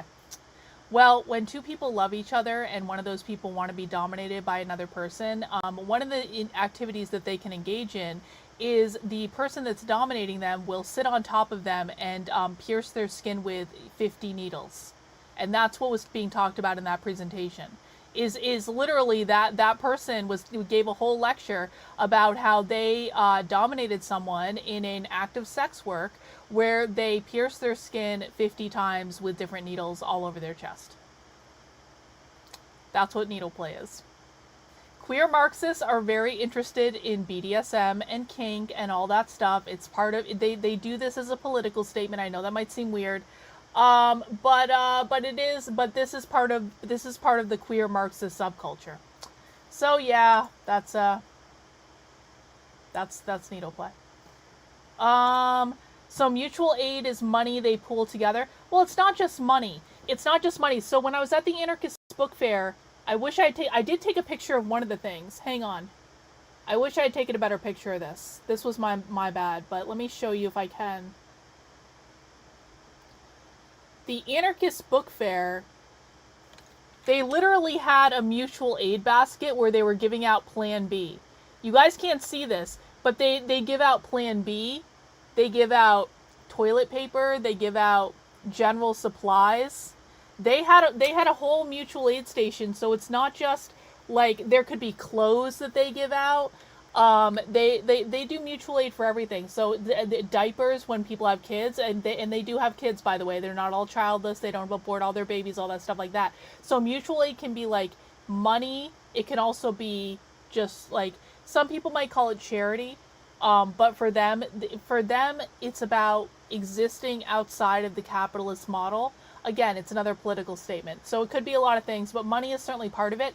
And money is how the mutual aid that they get through money is how they fund a lot of their activism. So it's all coming from each other. They could have dues, they could have just voluntary donations, stuff like that. So these are not people with a lot of big time funding. Well, no, not like that at all. Not like that at all. Listen, you think you're being smart and funny, but you're actually just showing that you don't understand the left, okay? It is frustrating to consistently be in groups that, kind of put more pressure on it, add more to your plate, in addition to, coming here and learning and being in support. Suddenly, you're being asked to do all of these extra tasks, and organizing turns into this job rather than this community space. So the liberation ecosystems is a way around that. Create barter systems. Feed your organizers. I cannot stress this enough. Like, give them food. You go to these groups and people come and you want them to learn, but you're not feeding them. They're hungry. They can't learn like this. People are here, but their mind is elsewhere. They're stressed about the fact that they're, about to be unhoused or poor. You have to take care of organizers. It can't just be organizers running off vibes and like good times and the hope for a win, because the truth is, collective liberation and the movement towards fighting for it is strenuous work. It takes a lot of resources, and honestly, it's pretty fucking thankless. Nobody is just jumping in on board. You have a wider populace that is basically apathetic and really doesn't necessarily even want to wake up to it. And it makes it difficult. So centering the vulnerable, kids. So many times I'm talking to anarchists, and so many of them have this mentality where they don't even think of children. And that is not something I experience in Black community at all, certainly not Black feminist circles. If you can see here, Well, okay, so first off, these are not progressives. We need to be very clear about this. These are not Democrats. These are not liberals. These are not progressives. These are communists. These are socialists. And there's really no distinction between communists and socialists, by the way, not any that matters in the real world. So you've got to stop calling these people progressives. You've got to stop calling them Democrats. You've got to stop calling them liberals. These people hate progressives. They hate liberals. They hate Democrats way worse than they hate Republicans and conservatives, by a long fucking shot. So do I find a high correlation between the sexually deviant and being a communist? Like I said, Queer Marxism has very specific kink related to it, mostly within BDSM. They do BDSM as a political act.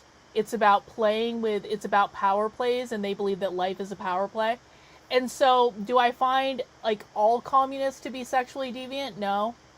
Like, most of them are just normal people. Like, that's just, like, reality. But when you get into queer Marxist circles, there's a lot of weird BDSM shit that happens, and a lot of kink stuff that they talk about. Now, to be really clear, polyamory too. Polyamory is another thing that they do. But people also do BDSM and kink and polyamory that are not communists. And so you need to be really nuanced about this. It's not as though all the BDSM in the world is being done by communists, but there is a subset of communists within queer Marxism that they do this as a political act. There's also people outside of communism that do exactly the same thing. So I don't think it's a really useful paradigm to to think about. We're not interested in communists because of what they do in bed. We don't give a fuck what they do in bed. It's none of our fucking business. We are interested in how they're trying to impact our world.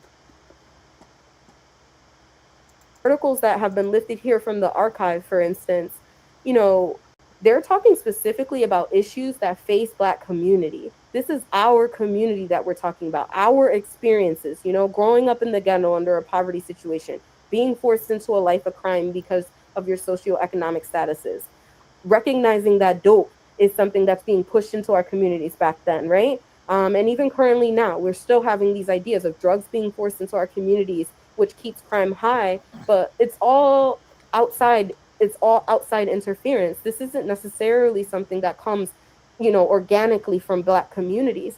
And there is often this like narrative that Well, that doesn't happen as often as you might think it does. And so, yeah, I mean, listen, conservatives, one of the best pieces of advice I could give people that are new to this, you have got to stop being so distracted by sex. Conservatives you guys are way more obsessed with sex than communists. And I say this being a person, I study queer Marxism all the time. I study their kink bullshit, okay? Conservatives are way more obsessed with sex than communists. Conservatives are way more obsessed with pedophilia than communists.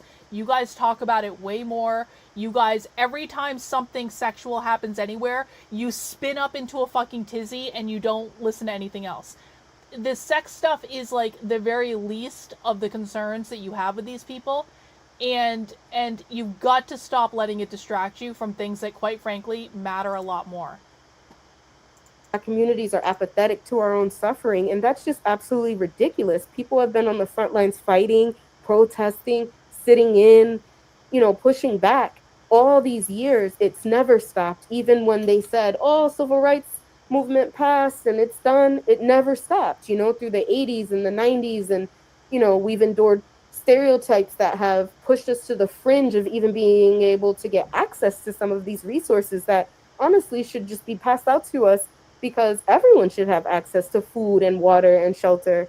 But at the same time, it's almost like there's always this narrative in these groups that how do we get more Black people involved, because they don't seem to care. And I'm like, I have esoteric spiritual ideas. People having esoteric... Christians, I swear to God. Christians worship a Jewish fucking God and a made-up religion, and you guys dare to tell other people what they can believe spiritually? I read tarot cards. I have crystals on my desk. I know about astrology. I meditate. I know how to read energy. I have very esoteric spiritual ideas. It has nothing to do with communism at all, and the only people who think it does are Christians, and you guys believe in a fake Jewish fucking God. That's so ridiculous. We do care. In fact, there's probably a Black group of people organizing right now that have nothing to do with, you know, this very white group. And the fact that you don't even recognize that, you know, you're not the center of the world kind of really, I think, holds us collectively back as a people to be able to fight against the forces that are against us. The most vulnerable, the earth. People are often talking about interpersonal and even kind of wider community conflict, but we never talk about that deep, deep, deep colonial wound that separates us from the earth and how it kind of shows up interpersonally. So what do we need? How do we assess these things? In Black feminist circles, you know, we're very direct. You talk to people, you reach out to people. Through the archive, you see people write poetry. They talk specifically about their lived experiences. Zines. This is from a magazine, a published magazine. I believe it's from the New African. Okay, I think that's where we kind of picked up on that presentation. I want to fast forward because there is actually another presentation going on right now. We're not going to watch that stupid Columbia presentation. But there is actually... We kind of got up to the point where we started watching that presentation, so I want to just fast forward. Right, there's a lot of theories in anarchism. But we're gonna go back until at the start of this one. This actually might be interesting. This is about degrowth a little bit. So, okay, look at this. Anarchism food sovereignty and degrowth, exploring the overlaps. I'm actually interested to kind of hear this presentation. Listen, so what do I want to say? Degrowth is not a topic that communists talk about a lot. I think there's like one book on you are not gonna, like, you sent me $50 and I appreciate the $50. You are not going to convert me into Christianity. It's never gonna happen. You can be a Christian. I don't care what religion you are. It doesn't make any difference to me. But on this channel, you will hear me say Jesus is a fake fucking myth made up by Jews to control Gentiles using a Jewish fucking myth. And so if you don't agree with that, that's fine. We don't have to agree, but I'm not arguing about this. You're allowed to believe in your fake God, but I'm not going to be proselytized to in my chat. Anyway, back to this. Degrowth is not a topic that communists talk about all that often. I think I've seen one other presentation on degrowth. So I don't want to give the impression that this is a huge topic on the left, because it's not, but I'm interested to hear what this guy has to say.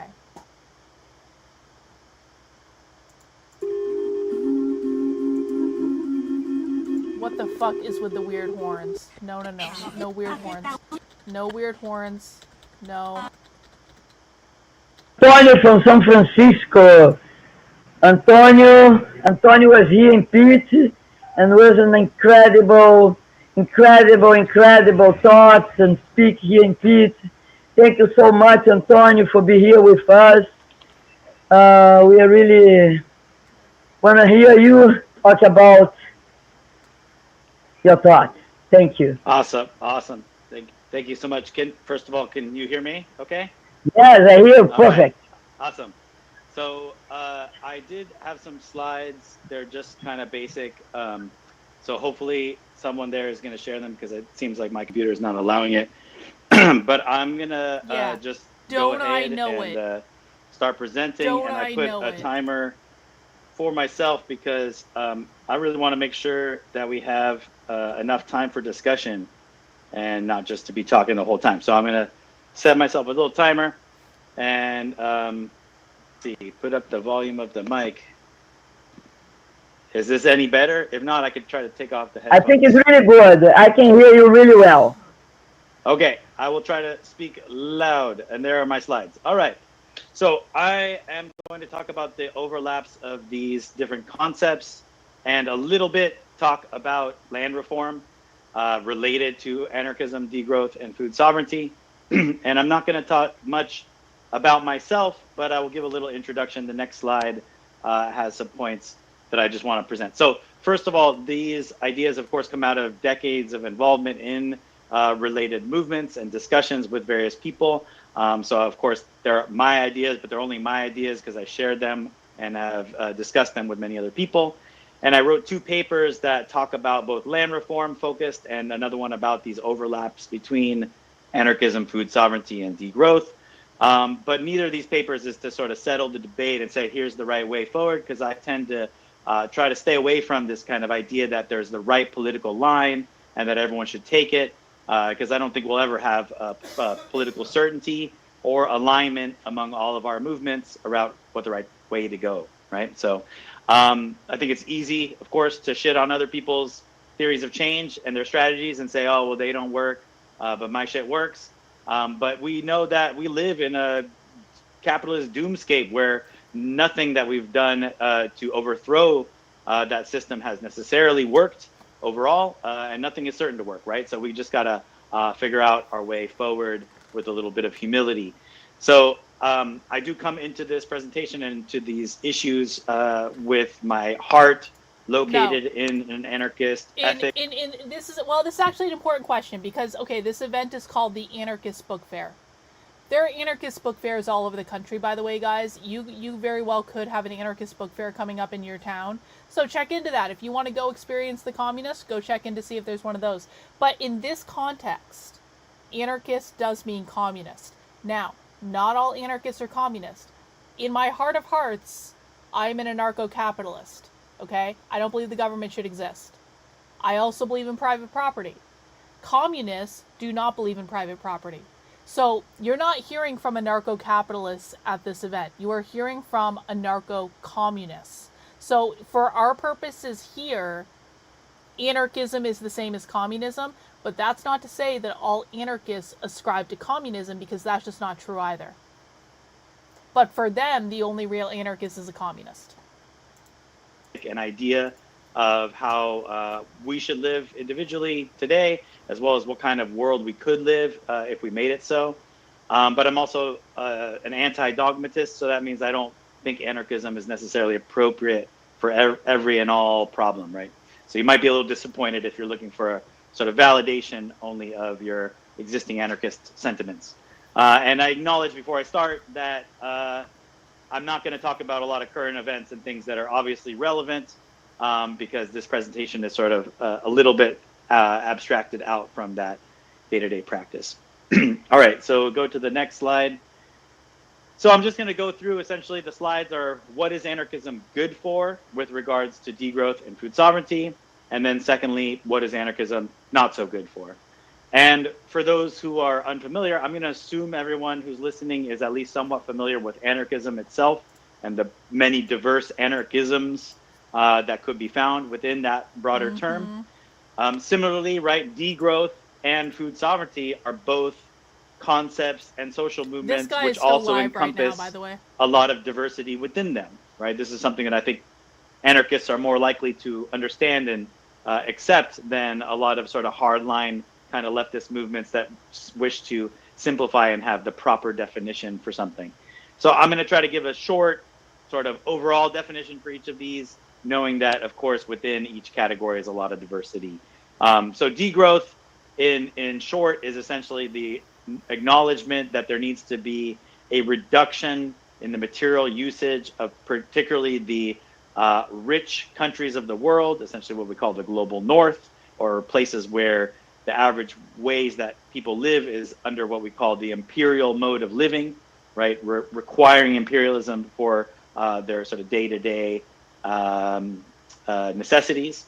And so degrowth says we need to degrow aspects of the economy which are causing environmental destruction at the same time that they're built upon and reinforce social injustices, particularly between global north and south. And so degrowth is about reducing basically the threat that the economy, the capitalist economy, presents. It is explicitly anti-capitalist, at least in the ways that I use it. See. And more so than food sovereignty, I would say degrowth is a idea and something that people find work that fits into degrowth, rather than it's as much of a movement in its own. There's not a lot of people who say, I am a part of a degrowth movement, whereas food sovereignty, on the other hand, is also a concept, a sort of proposal, an idea to orient our politics around. But it also has a lot more of what we could say is an actual base in social movements, and in particular, social movements of the global south. Although food sovereignty also has a lot of proponents in it. Global south doesn't necessarily mean southern hemisphere. Global south means the oppressed third world, essentially. So the global north is going to be the bourgeois, the global south is going to be the oppressed proletarian. It's not necessarily about like northern hemisphere or southern hemisphere. I just want to make sure people understand that. Activists in the global north. So yeah, essentially degrowth is about the macroeconomy and changing the economy and changing political structures for that transition. And food sovereignty is about the right of people, aside from states and corporations, to determine their own food and farming systems at various levels. And so there are two different ideas that do have overlaps and some engagement, especially in recent years. But I'm going to just go start with the degrowth side and give a little point-by-point sort of what are some of the ways that anarchism is maybe helpful or good for thinking about degrowth. So the first would be that that anarchism is a lot more attuned to and has been shown to be very much effective in disaster response, right? In conditions where what we call natural disasters, which are always also social political disasters, that anarchistic forms of organization are more flexible and responsive and ground-based, and so able to provide a response when oftentimes the established structures of state societies fail to respond, right? So both in terms of response and also to some degree in terms of preparing for. I'm working on a dictionary. I'm working on both an online dictionary and a print dictionary. So if you're new to socialism and you're like, Karlyn, do you have a dictionary? Oh yeah, it's coming. Okay, it's coming. It's coming. And my dictionary is going to have primary source information and video. So it's like, you don't actually have to just take my word for it. I will always show you video of the left explaining this or some sort of primary source. So the dictionary is fucking coming. All right. Everyone calm down. Disasters. Anarchists have been some of the milieu that have been sort of most effective. So you might think about Hurricane Katrina in 2005 in New Orleans, and the Common Ground Collective, and other examples like that. Occupy Sandy in 2012, etc. Another thing that anarchism is good for is that it tends to focus, its politics are really focused on direct action as opposed to various forms of mediated action, which are prioritized and liberal and social democratic and other forms of change making. And that direct action can be thought of in many cases as a form of degrowth and action. So we can think of the many direct actions that have directly shut down the lignite coal mines in Germany, which are proven basically climate time bombs, and that thousands of people directly put their bodies on the line to obstruct the continual extraction of these fossil fuels.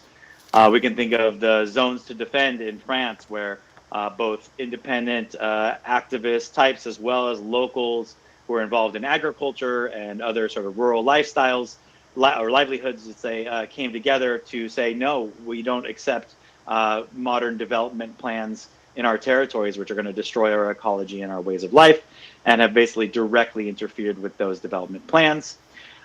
We can look at examples from Indonesia, where peasants who have been basically expropriated of their lands and become landless have reclaimed what were considered plantation territories owned by corporations through direct action, creating their own autonomous communities, growing various crops for both market and subsistence. I mean, I do a fair bit of clips where I'm just explaining what they mean. So there's clips on my Substack, there's clips on my YouTube channel. Like, if you have a specific question, you can ask. But there are a ton of clips of me just explaining stuff. Right, directly creating a more convivial and localized economy actually, based off of... like, unironically, if you go to my Substack, and you go to the How to Speak Socialist section, you will find a workshop on how to make zines. Because unironically, I do have a project in the back of my head, and I think it's going to go through the Center of Left-Wing Studies, where we're going to make fucking anti-communist zines. I've got all sorts of plans just to take what the left is doing and appropriate it for our purposes. But I need people who want to participate in that. So you want to come make zines? Hey, come make zines. We'll do it together. It would be a fun activity. We'll go hand it out at coffee shops, stuff like that. So, yeah, I do actually think that that's a great idea. People's needs as opposed to some sort of capitalistic infrastructure. So direct action is definitely something that I think anarchists are not the only groups that do direct action, but tend to have a priority placed on direct action compared to a lot of other political movements or ideas or ideologies. Unironically, we need to make a fuck ton of zines. Another thing anarchists really focus on is to create the world of the future that we want to see in the present, right? This prefigurative politics, which tends to prioritize building of interventions now. Guys, I would really like us to listen to the presentation. I know, like, I'm answering a lot of questions, and I'm happy to answer questions, but I really, really would like to listen to some of the presentations, okay? Because this is how we're going to learn the most. But I'll answer this question, and then I'm going to ask that questions be relevant to the presentation that we're watching. It just helps keep things on track. What risks do you know that you put yourself in being around communists? I mean, listen, man. When I go undercover at events, there's always a possibility someone could recognize me. There's always a possibility, and I kind of taunt communists too. I taunt them more than I should. There's always a possibility that someone could recognize me. And when I'm at far left events, I'm in a room with them by myself. There are no cops at far left events. And so there is not an out-of-the-world reality in which I could get the shit kicked out of me at one of these events. And don't think that's something I don't think about. There are very dangerous people that go to these events. This is why I don't do this that often. And I seriously don't know if I'm going to do it again anytime soon. This event really fucked me up. There's also a spiritual cost to this. And I can't explain this other than to say, when I'm around communists for like a day or so, my whole body starts to tweak energetically. I'm very sensitive to energy.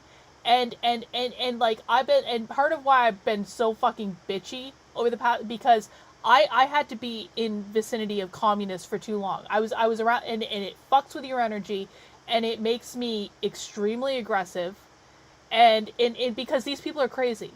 And so there is absolutely a spiritual cost that I pay to doing this stuff.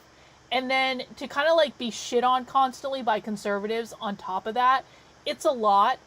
And so I'm going to flat out admit, I worked out a lot of my frustration and anger on conservatives in the past 24 hours, and it felt good. And no offense, conservatives, if I'm not talking about you, I'm not talking about you, but it felt fucking good to be able to take the energy that I was taking on by being at this event and push it on to someone else. So yeah, the stuff I go to is dangerous. And guys, please, please, please, I know you see me doing this stuff, and I know you see me taunting communists. Please do not go to events like I do until you understand the left. Please don't do this. I spent a full year learning about the left almost every single day until I ever went undercover at a leftist event. I am extremely well trained. I know their language. I know how to have conversations with them. I know what they're going to talk about. I know how to blend in. I look like them. There's a reason I look like them. Because, you know, I do stuff like this. But I am begging you guys, please don't look at what I do and say, well, she can do it, I can do it too. Yes, you can do it. Yes, you can. 100%, absolutely. But you have got to learn how to speak their language. You have got to learn what they believe. You've got to learn how to blend in with them. You cannot just... I do have members of my community that go undercover at things, but they are extremely careful, and they're people that I have trained for a very long time, okay? So I am begging you, do not treat this as though it's a game. These are dangerous people. A lot of them are criminals. A lot of them are psychotic. And I do not want anyone to go to any events where they end up getting hurt because you've seen me do it and you think it's easy. Okay? So please, I beg of you. Now, in the moment, even though those same interventions might get institutionalized or taken up by powerful players, whether in the state or in capitalist firms. So we can think of examples like... Do you think that 110,000 subscribers is a lot? I'm not famous. Most people don't know who I am. And I was just successfully in a room with with real communists for like several days. And none of them knew who I was. Because 110,000 subscribers is not that much in the grand scheme of things, bro. So, I've been going undercover with them for literally years while you've been sitting on your ass doing nothing. So perhaps, you know, perhaps shut the fuck up, honestly. The anarchist agitation, propaganda, artistic movement called Provo in the Netherlands in the 60s. And they essentially pioneered this idea of, hey, you know, we shouldn't have a car-based infrastructure. We should have bikes and walking and more convivial, localized, and less harmful forms of transportation. So they created the white bike program where they painted a bunch of bikes white and left them out in the public squares and said anyone should be able to use these bikes and basically, you know, use them freely, not to hoard them as private property, but as a form of commons. Hoard them and as that private white property. bike movement, which did... We can't hoard bicycles as private property. That would be capitalist. We have to make them part of the collective so that everyone can use them. Listen again. I need everyone to be listening to the presentation, guys. Please listen to the presentation. Come on, focus. And propaganda artistic movement called Provo in the Netherlands in the 60s. And they essentially pioneered this idea of, hey, you know, we shouldn't have a car-based infrastructure. We should have bikes and walking and more convivial, localized, and less harmful forms of transportation. So they created the white bike program, where they painted a bunch of bikes white and left them out in the public squares and said anyone should be able to use these bikes, and basically, use them freely, not to hoard them as private property, but as a form of commons. And that white bike movement, which did partly contribute to the transformation of the Netherlands away from car culture and towards the sort of bike-friendly country it's often seen as now, but it also was institutionalized in various bike share programs. Hang on. Breaking news. We have to go back over here. This is the presentation I've been waiting for, okay? Everything for Everyone. Will this be Emmy O'Brien? Will Emmy O'Brien be making a special appearance? For people who don't know, Everything for Everyone is a book about the future communist utopia. The person who wrote that book is one of our favorite communists of all time. And so we have to watch this, and they're about to start.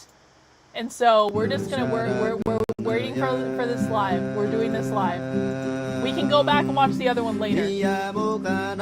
I'm not listening to that song. That's weird. But so Everything for Everyone is a book. Communists love science fiction. Communists write a lot of science fiction. Communists will write entire science fiction books where they are envisioning their future Marxist utopia. Everything for Everyone is a book written from the perspective of the future Marxist utopia, okay? And so it's a book that explains how the revolution happened. And so this is one of the things that we can look at to say, if you want to know what does a communist utopia look like, this book will tell you what it looks like. It will tell you what they have in mind. So I don't know if Emmy O'Brien's going to be presenting this. They didn't announce a presenter, but I want to listen to this. And then, you know what, this title might just be based on this book, but I think what they're going to talk about in this is the future communist utopia. Yes, I literally wrote a book called The Communist Manifesto, a Revolutionary Fairy Tale. You can find a list of my books at redmenacepress.com. But I literally did write a dystopian fiction book called The Communist Manifesto, a Revolutionary Fairy Tale that was about, like, it was about the what would happen in the communist revolution, essentially. You have that book? I'm very proud of that book. I love that book.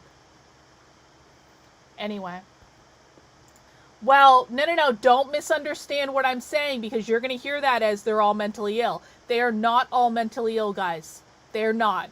Are there do you understand, right? Conservatism, have you seen Milo Yiannopoulos? You're going to tell me conservatives don't attract psychotic people? Conservatives attract psychotic people all the time. So this is not just a communist or socialist thing. There are many socialists that are not mentally ill. Okay? Red Menace Press. I'll put it in the chat. You can get them on Amazon too. Just look me up on Amazon. But you can find direct links on Red Menace Press. Well, they were either put into re-education camp or they were excommunicated from the community. So it was one of those two things. Oh, are we starting? Oh, stupid music. Tribal music. Indigenous music. They have to play indigenous music. It's racist if they don't play indigenous music. And indigenous music can be lovely, but they're playing it as a political statement. Alright, we're waiting for this presentation to start. Guys, we are live. This is live from the New York Anarchist Bookfair. Right now. So we're just waiting for them to get started. Everyone, please make sure to mount the like button for me, if you would be so kind. If you're new to the channel, welcome. I appreciate that there are so many new people on the channel. I appreciate you guys have questions. Just know that if you come to stream and you pay attention and you ask questions, we will teach you more about the left than you have ever learned from any conservative influencer in your life. If you want, like, I have classes on this stuff over on the Substack. You can find that at karlyn.substack.com. If you appreciate my work and want to support it, you can support it there. It was not because I didn't answer him about what we were doing. We're live. Okay, welcome back. Now this is live, so I'm not going to pause. Panel with 5 folks doing mutual aid work. Everything for everyone, everywhere. Oh, mutual aid. I'll Okay, turn it over to mutual them, let them aid. introduce Fuck, themselves not and their Emmy work. O'Brien. Thank Mutual you. aid. That's okay. Hey y'all, thanks so much for joining. I'm Ash. I'm going to be leading the conversation a little bit. As our introducer mentioned, this is everything for everyone, everywhere. Our goal here is to provide a bit of like a practical guide to mutual aid. Good presentation for us to So the watch. topics we're going to discuss, I'm going to answer kind of the ambiguous question of what is mutual aid, and try to talk a little bit about the challenges in defining and establishing a structure for mutual aid. The next comment is going to discuss food sourcing and resourcing and distribution. After that, we'll discuss a little bit about community building and safety in mutual aid spaces, and then mutual education, which is political education, which is an important aspect of mutual aid. After we cover those topics, we'll leave some time for some open discussion between the five of us. Okay, so I'll get started with what is mutual aid. Actually, I wanted to do this topic because I wanted to force myself to have an actual positive answer to this question. I feel like a lot of, with a lot of anarchist concepts, mutual aid is often defined by what it is not. Mutual aid is not philanthropy, it's not individualism, it's not volunteerism, it's not hierarchical, it's not community service, Thank you. et cetera, et It's cetera, very et cetera. flattering. But what is it? So I wrote down a definition that I felt good about, and it's this. Mutual aid is a radical collective practice of community care born out of the reality that people have needs that need to be met now. They cannot wait for a mass movement or a toppling of institutional power. But we need to remain informed of, how institutional power and the existing political structures are causing the needs and oppressive conditions that our people are suffering from. It aims to address both the immediate material needs of the people and confront the conditions that create it. To me, mutual aid is an important and necessary complement to political and protest action. Protest and direct action is attempting to attack the root causes of oppression, but it really does nothing for those suffering under its weight today. And mutual aid seeks to, address that gap, alleviate the suffering through direct resource redistribution in a way that challenges the notion that we actually need these oppressive government structures to provide for us. Personally, I don't believe that we're ever going to mutual aid or food distro ourselves into revolution. Like we really do actually need political action as well. But mutual aid to me is an indispensable survival skill for both the ongoing and deepening capitalist crisis and any genuine protracted struggle against the state. And moreover, it's an essential propagandizing medium for awakening people to masses to their own power. So historically, mutual aid has been a part of both resistance movements and revolutionary movements throughout history.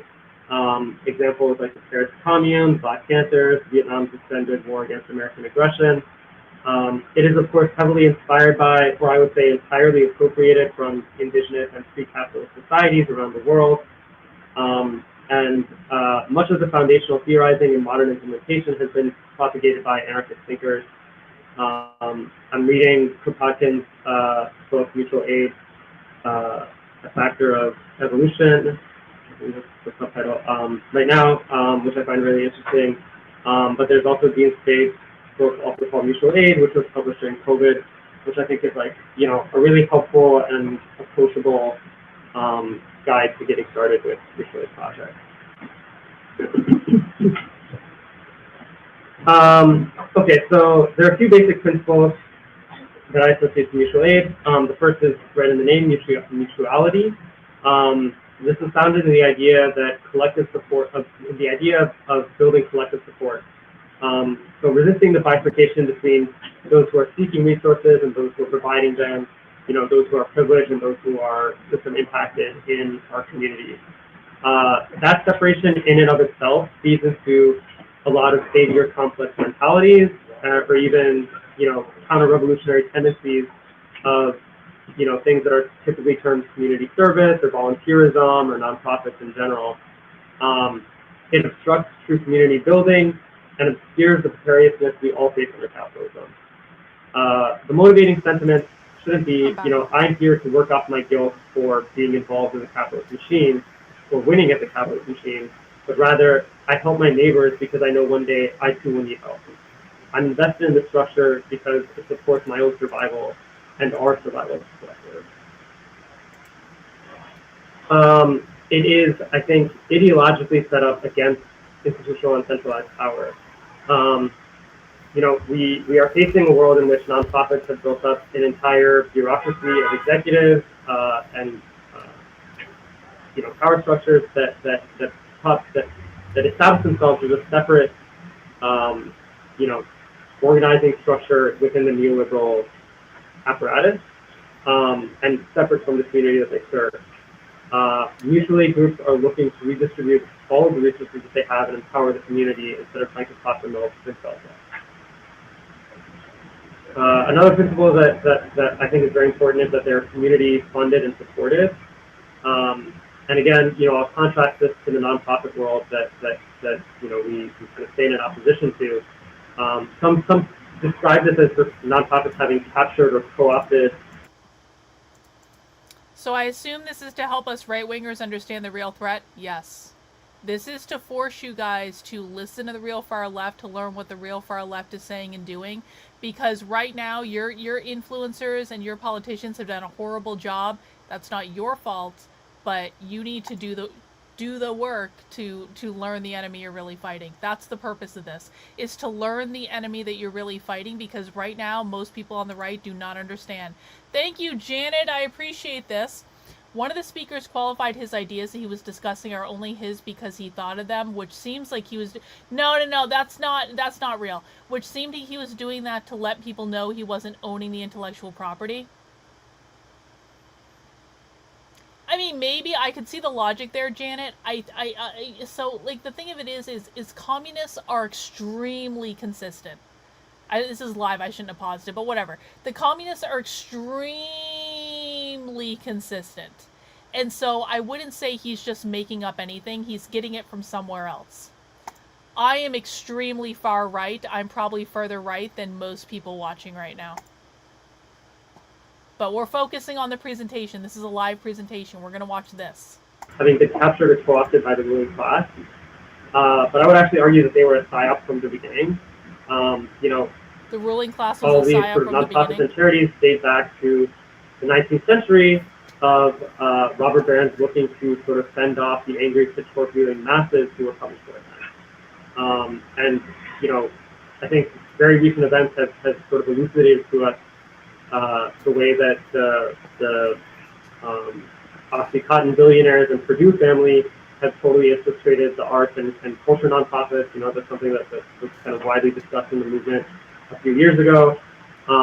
Movements in New York have opposed the MoMA board, which is stacked with weapons and mining profiteers. And, you know, this whole pernicious tendency has been really laid bare by the top end solidarity movement, in which principled activists at all kinds of nonprofits, universities, hospitals, publishers, advocacy groups have been ruthlessly retaliated against and run out for their stance on Palestine by Zionist board members and funders. Another principle that I stand very hard on is don't fuck with politicians and co-opters. You know, politicians are, every local politician has their own kind of budget that they try to build a little fiefdom with by netting out, you know, crumbs to Remember, their these preferred people NGOs. Don't like elections. They don't agree with elections. And this feeds a form of cronyism at best, or outright corruption or graft at worst. And getting mixed into that as a mutual aid group is just, you know, absolutely antithetical to everything that we do. And even setting politicians aside, you know, there are always sort of unsavory characters, many from the nonprofit industrial complex or others that are looking to co-opt this work for their own agendas. Many invest in the status quo, will be looking to silence the opposing vision that is produced by mutual aid projects. Anti-hierarchical. Mutual aid groups are kind of definitionally anti-hierarchical. And I know anarchists can get, you know, kind of up in arms about this and ideological at times, right? There's a quote that you hear often is, we can't recreate the oppressive structures that we're claiming to resist. I definitely think that's true, but I also think that in the context of capitalist and neoliberal nonprofit paradigm, there's a more immediate reason that we need to resist hierarchy, and that's because hierarchy makes us a lot more easy to pull off, a lot more easy to infiltrate, a lot more easy to get sucked into. Hierarchy makes it easier for people to co-opt them. That's why they don't do it. World order. Nonprofits have hoarded an immense amount of quantity of resources in our current system, and there will be constant pressure and temptation to try to integrate into that.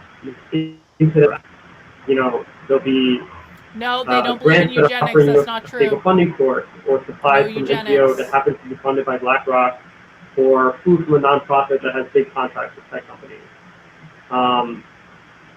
Some kind of distributed decision-making and accountability is necessary to keep ourselves honest and committed to our principles. So with that, I'm going to kind of shift gears into structure. So structure, as anarchists, structure is a real challenge for anarchists. I think we can all admit that. But there's a reason for this. There are valid dilemmas and tensions that make us, both as anarchists and as mutual aid practitioners, wary of structure or critical of it. How do we acquire resources without collaborating with neoliberal systems? How do we build consistency and reliability and sustainability without hierarchy? How do we distribute our finite time and resources and resolve conflicts within the community? All of these things are things that are left with ambiguous, sort of open-ended problems without a clear hierarchical structure. So see, they really what I'll say about this is that there's no right answer. There's truly no right answer on how to. I know this is live and I shouldn't pause it, but whatever. What I want to make clear is they really do think about the hierarchy stuff. So people can make critiques of whether it's possible to have an organization without hierarchy. I promise you, whatever critiques you have of their ideas about hierarchy, they've already workshopped it and they've thought about it. They're extremely critical of their own ideology. This might sound weird if you've never listened to them before, but I want people to understand this. It's not as though they just said, "Hey, no hierarchy, poof." No. They talk about this stuff all the time. They think about how this works all the time. They are highly practical with this because they want to implement it in the real world. Organize mutual aid and how to structure it. In fact, the experimentation is part of the resilience of the practice. They struggle section each other. That's right. Flexible and adaptable. Different communities. Hey, I already told you they don't earn into eugenics. Please stop. And different modes of practices in order to solve the multiplicity of problems and needs that our communities face.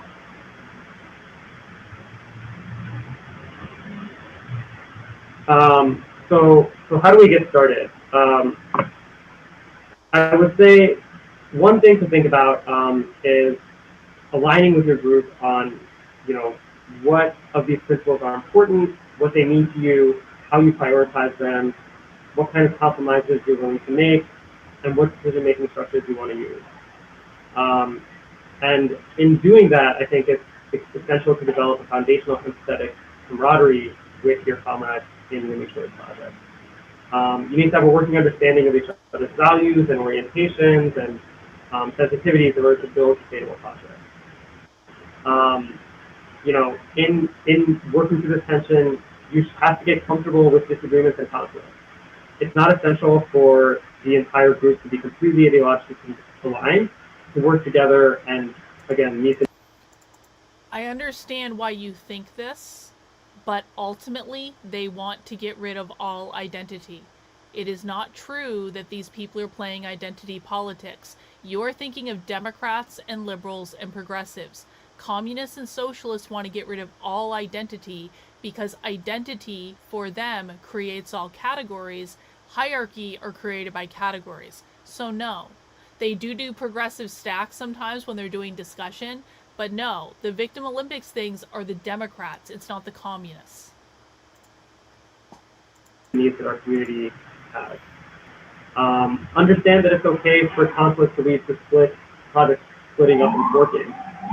Despite the capitalist mantra about economies of scale, for mutual aid, the end goal is actually of unlimited number of small-scale projects on the neighborhood or even individual block scale, constantly evolving and struggling to meet the community needs.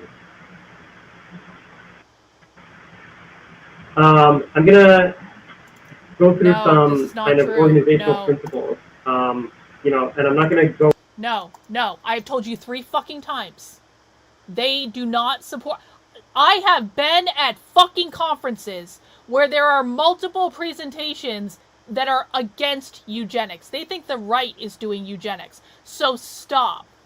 This has nothing to do with the left. Please. Please. Like, I am begging you guys. I understand there are a lot of new people. I understand everyone's excited. The way you are going to learn is by shutting your mouth, and that includes stop talking about shit in the chat that's not relevant. Listen to the presentation. I don't want to see anything in the chat that's not relevant. You are in a fucking classroom right now. You are not in a live stream on the fucking internet. You are in a classroom. I am the teacher in the class. You are the student in the class. We are watching this presentation. I need everyone to focus here. And if you don't want to focus here, go away. Super into detail into these, but these are just some things that there's a lot of discussion and material online that you can look up that I think will help get started. So one, which I said over and over again, non-hierarchical structure. As I've discussed, this is really essential to challenge sort of the neoliberal model of charity, philanthropy, nonprofit that mutual aid is in opposition to. Consensus-based decision making. This is the dominant mode of decision making that I've seen in functional mutual aid groups, and it can be pretty challenging. There's a tension to balance between keeping members engaged, invested, and truly involved without having things be so decentralized that nothing can get done.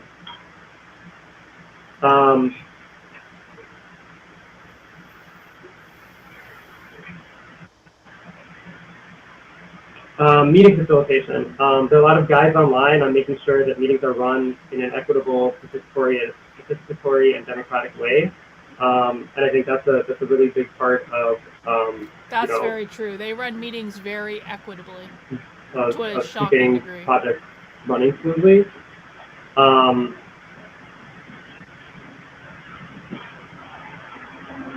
And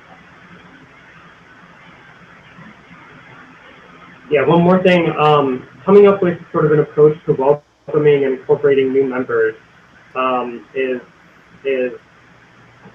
really important to keep your project sort of growing and evolving and keep existing members from burning out. So I kind of talked a little loosely all over the place. Hopefully this is a helpful start and introduction. Like I said, a lot of these are ideas that, there's tons of discourse and conversation online about. This is a great question. When they say running things equitably, what they mean is without hierarchy. Inequity is created by hierarchy. Hierarchy, like when you eliminate hierarchy, you create equity when you eliminate hierarchy. So they're talking about creating a world in which all resources belong to everyone. All healthcare belongs to everyone, all food belongs to everyone, all land belongs to everyone, all everything belongs to everyone, okay? So what they're talking about is creating a world without equity because their number one goal, remember, the number one goal of the left is always to abolish capitalism. Capitalism means private property ownership. Hierarchies are created when some people have more private property, more houses, more land, etc., than other people. What they want to do is eliminate capitalism, because eliminating capitalism will eliminate the fact that some people have more than others, make all of the resources available to everyone. That's equity, okay? So when they're talking about running their meetings equitably, without hierarchy, without any sort of leader, how do we interact with each other in a way that there is no designated leader of the event? They think about that a lot. They do that in practice. That you can look up and become familiar with. But I'll work on that. again, I'll work on not that. I to harp on promise. this point, Come back but another day. the idea is for you to change and modify these structures in ways that work for you and your community. I'm actually about to be able to accept Bitcoin through my nonprofit. So hold on to that. And when I get my Bitcoin set up through my nonprofit, which hopefully will be this week, you'll be able to donate to my nonprofit and you get a tax deduction. How cool is that? I have a nonprofit where I'm archiving all of the materials I have about the left. And so if you guys want to join my nonprofit, you can go to leftwingstudies.com, and all gifts made to the Center for Left-Wing Studies are tax-deductible gifts. So that is going to support my archival work and research and other things I want to do. No, hang on, we'll get to that. So basically they don't want it to work. No. Do not bring this conservative bullshit talking point into my chat. The left works way harder than the right, and it's not even close. The left volunteers their time. The left volunteers their energy. The left gives freely of their resources. The left works all the time without being paid. These are not paid protesters. So no, they actually work harder than the right does. Not even a competition. This is not about wanting things given to them. They believe they are creating a better world. Thanks, Grandma Nay. Appreciate the super chat. Just got here. I have no clue what's going on, so I'm back to the beginning. You seem to have had a long weekend. Yeah, I'm very tired. Yes, because I'm not wearing eye makeup that I look tired. But, anyway. The flexibility itself is an essential feature of everything that we're doing. All right, so with that, I think the next comrade is going to discuss how to acquire and distribute resources. Listen. Yeah, I think so. Actually, 4 of you guys. Yeah, that might be good. Thank you. Okay.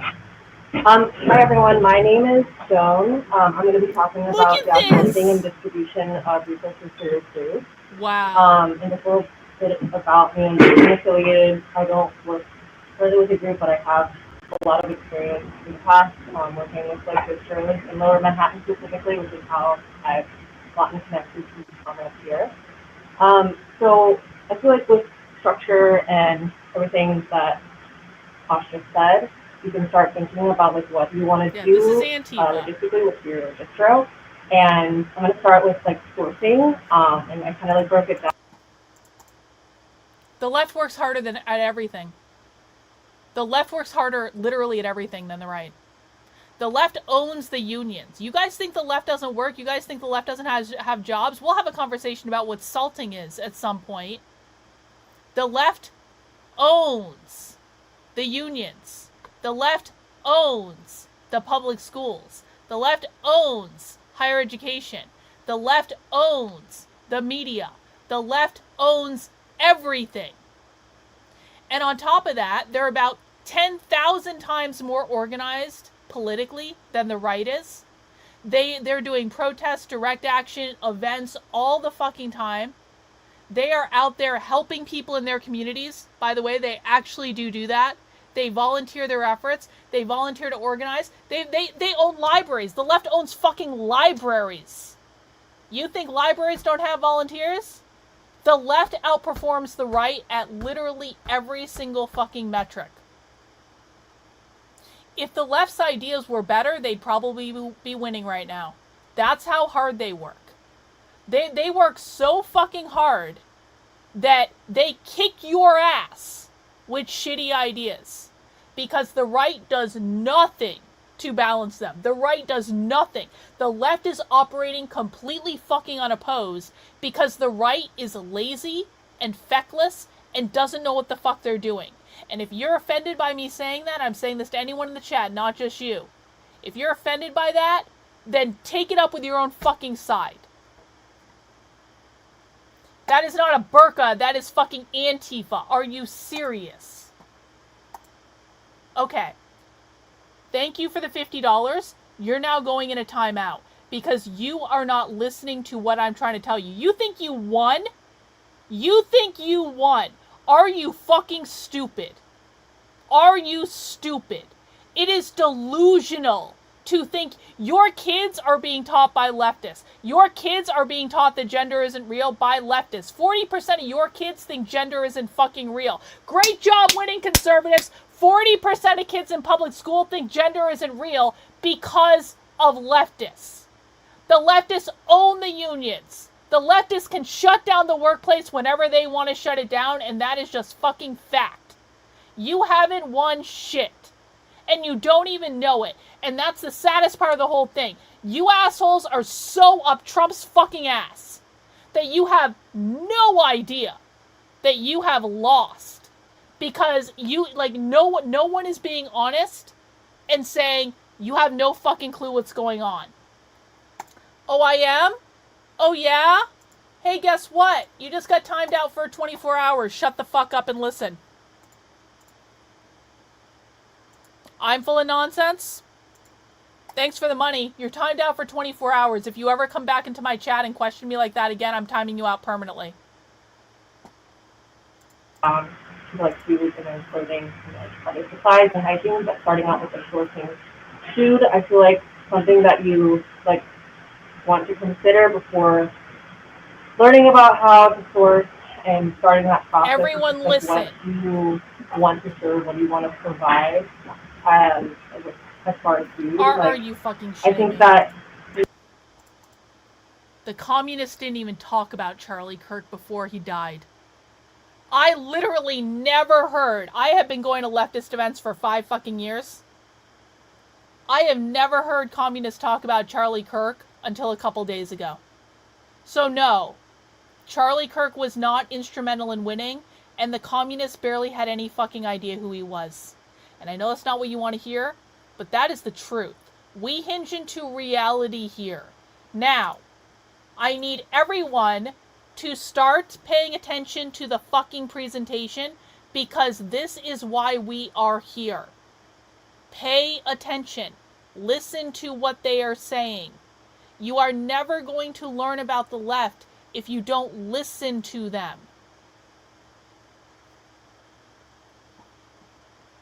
you should know the community you're in and your neighbors, and know generally like the population, the culture, the food traditions that are honored in the area that you want to set up in, and also like just be knowledgeable of general like dietary restrictions and allergens, because that's really important to keep people safe. Like you can't obviously accommodate everyone all the time, but I think this is just really essential when you're starting out to just like keep that in mind, to try and honor like what people want in your neighborhood. So yeah, you like as far as food, you would probably be doing something like large format, so like you would be serving and like those like catering trays. So like keep that in mind of like what your capacity is. Like you might take inventory of like what you like to make, but also considering like doing that in a larger format is a little different. So like any kind of like little starches, grains, legumes goes a really, really long way when you're serving at a bistro. And that can be like very filling and nutritious. So yeah, I feel like those are just questions that you should ask yourself as you start to look for potential ways to get the actual foods and ingredients that you need to like prepare your food. So yeah, for sourcing, I think having active and like working relationships in the community is super essential, because you need to, like, ideally, I think for me at least, it's ideal to not have to buy everything all the time and keep that fundraising push, because it can be quite strenuous over time to like keep those funds going and coming up. So if you can like rescue the food, if you can partner with a grocery store, a farmer's market, restaurants, anywhere where you can get free supplies and food, that's really, really cool. So I also understand that that's not always possible as well, and sometimes you just need to put out a weekly fundraising post, like do, but just be really on top of that and like buy your ingredients beforehand so that you have everything you need to like make your food. Yeah, so Jigsaw over on Rumble says learning this shit is like the stages of grief. Yes. Yeah, that's exactly right, Jigsaw. Wait, like when you find my content, guys, and you start listening and you start understanding what's actually going on, you will very literally go through the 5 stages of grief. You will get pissed off. You will deny it's happening. You will try to bargain. You will, and at some point you will reach a stage of acceptance. And when you reach that stage of acceptance, that's when you can really start learning. This is real. This is happening all around us. No one told you this was happening. All of your conservative influencers lied to you. I had to learn all this stuff live on the internet, okay? And now I've spent the last, several years doing this pretty much full time.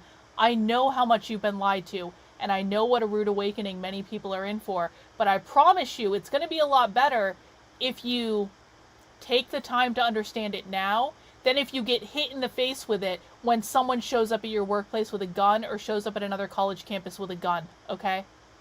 This is serious. These people are fucking serious. They are winning. They don't know that they're winning. They think that they're losing.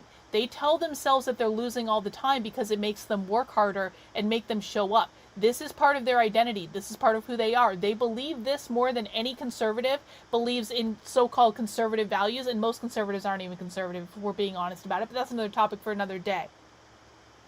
Things are really fucking bad. And things are really bad because the right did nothing to stop them. And not only did the right do nothing to stop them, the right lied to their audience the entire time about what was going on and didn't show you the truth. So, you will go through the 5 stages of grief if you continue watching this content with me, but at least you will know the truth. Before you start out and do that, you deserve it. So, also, I feel like something that comes up is like dumping is absolutely a thing as well. But I feel very strongly if you are going to defeat party, or anything that you get from actually dumping going into the trash, like maybe tell people where that's coming from. I think it's important to like have informed consent over that, because not everybody would want to accept things that are coming from the trash, and that's okay. But yeah, just keeping like in mind people's agency and choice, because you want to be, I think, in my opinion, consent of where things are coming from. But yeah, so I think overall, like if you can sustain partnerships and like create a working group of like. I'd like people in the chat that have watched my content for a while. Only people that have watched my content for a while, please answer this. Do you know already, like what kinds of relationships you have with local businesses or whoever in the community? Take inventory of that and then map that out, and then also go from there and see what potential partners you could garner. I think it can be very difficult. I've seen it in the past where there's a lot of like bureaucratic processes that you have to go through in order to get those kinds of that supply going and consistent. So I just want to say right now that takes time and patience, and you may have to start with doing a fundraising push anyways to get things going and started. But in the long term, I would highly encourage trying to go through food rescue and getting like discarded like materials from businesses so that you can kind of sustain it long term. So yeah, I think that's all I had for the food sourcing. And this like that's not like the only thing that you can do at a distance. You can also give out clothing and like hygiene supplies, and I can touch just a little bit on that. I think it's a little bit more straightforward when it comes to like those kinds of like non-perishable items. With clothing, like I feel the community can always like come by and drop off like clothing, for example. I think it's like you have to make an ask specifically, like if you need like more mask clothes or feminine clothes, or like consider like the season. You don't want to like accept, maybe depending on your storage capacity, you don't maybe want to take all the clothes that people like drop off, because then you're stuck with things that maybe you can't get rid of, which it just depends on the situation. But yeah, so for clothing, I think, and feel free to like weigh in anyone else has any other ideas about like clothing, hygiene items. But yeah, doing like donation drives and just making an ask to your community to bring what they can, take what you need to the distro, I think is a really good place to start. And that goes for like hygiene items too. You can always do like a donation drive and have people drop off things that they might not need or have sources to get from. And with the hygiene items, like travel size, anything travel size, like shampoo, deodorant, lip balms are super helpful, especially as the weather like gets colder. Like that can be even more important. Essential. I told a story at the beginning of one of my books. This is the actually I have it right here. Thought I had it right here. No, hang on. This is the pre-sale copy of my book. That's why it has a gray line. The real copy doesn't have this. This is a copy of my book, The Communist Manifesto, a Revolutionary Fairy Tale. I bring this up not to show my book, although you should buy it because it's a great fucking book. I'm very proud of this book. But the reason I bring this up is when I wrote that book, it was very important to me that I wanted to illustrate why people get sucked into communism. In that book, it tells the story of a young mother. She has a sick daughter, and the sick daughter needs medicine. And the medicine is plentiful, but it's expensive, and they don't have a lot of money. And they work for a really oppressive king, and the king doesn't want to give them the medicine. And guess who ends up getting the medicine for them? The socialists. The people who are organizing in the town. There's a new guy in town, and he's spreading all these crazy ideas around the town about collectivity and helping each other and mutual aid and all that stuff. People are listening to him. So who does the young mother go to when she needs medicine for her kid? She goes to the fucking socialists. They just show up at her door one day and say, here's that thing you need to make your daughter well. And she takes it, and then she gets involved. And that's how she gets sucked in. And then they feed her. She has better food with the socialists than she ever had without them. They take care of each other. They have playgroups with their kids. It is a social ecosystem, okay?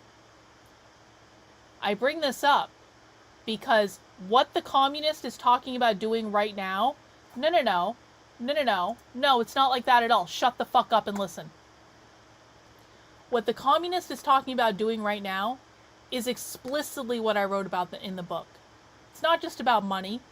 It's about getting clothes together for people who need clothes, getting diapers for young mothers who need diapers, getting food together for people who need food. It's about providing resources when people need it. That's what mutual aid is. It's about working together as a community so that people have the resources that they need. This is how they see this. And guess what? When someone shows up and they're like, here's some food, you can feed your kid. Here's some money, you can go buy food. Here's some clothes for you to go out to that new job interview.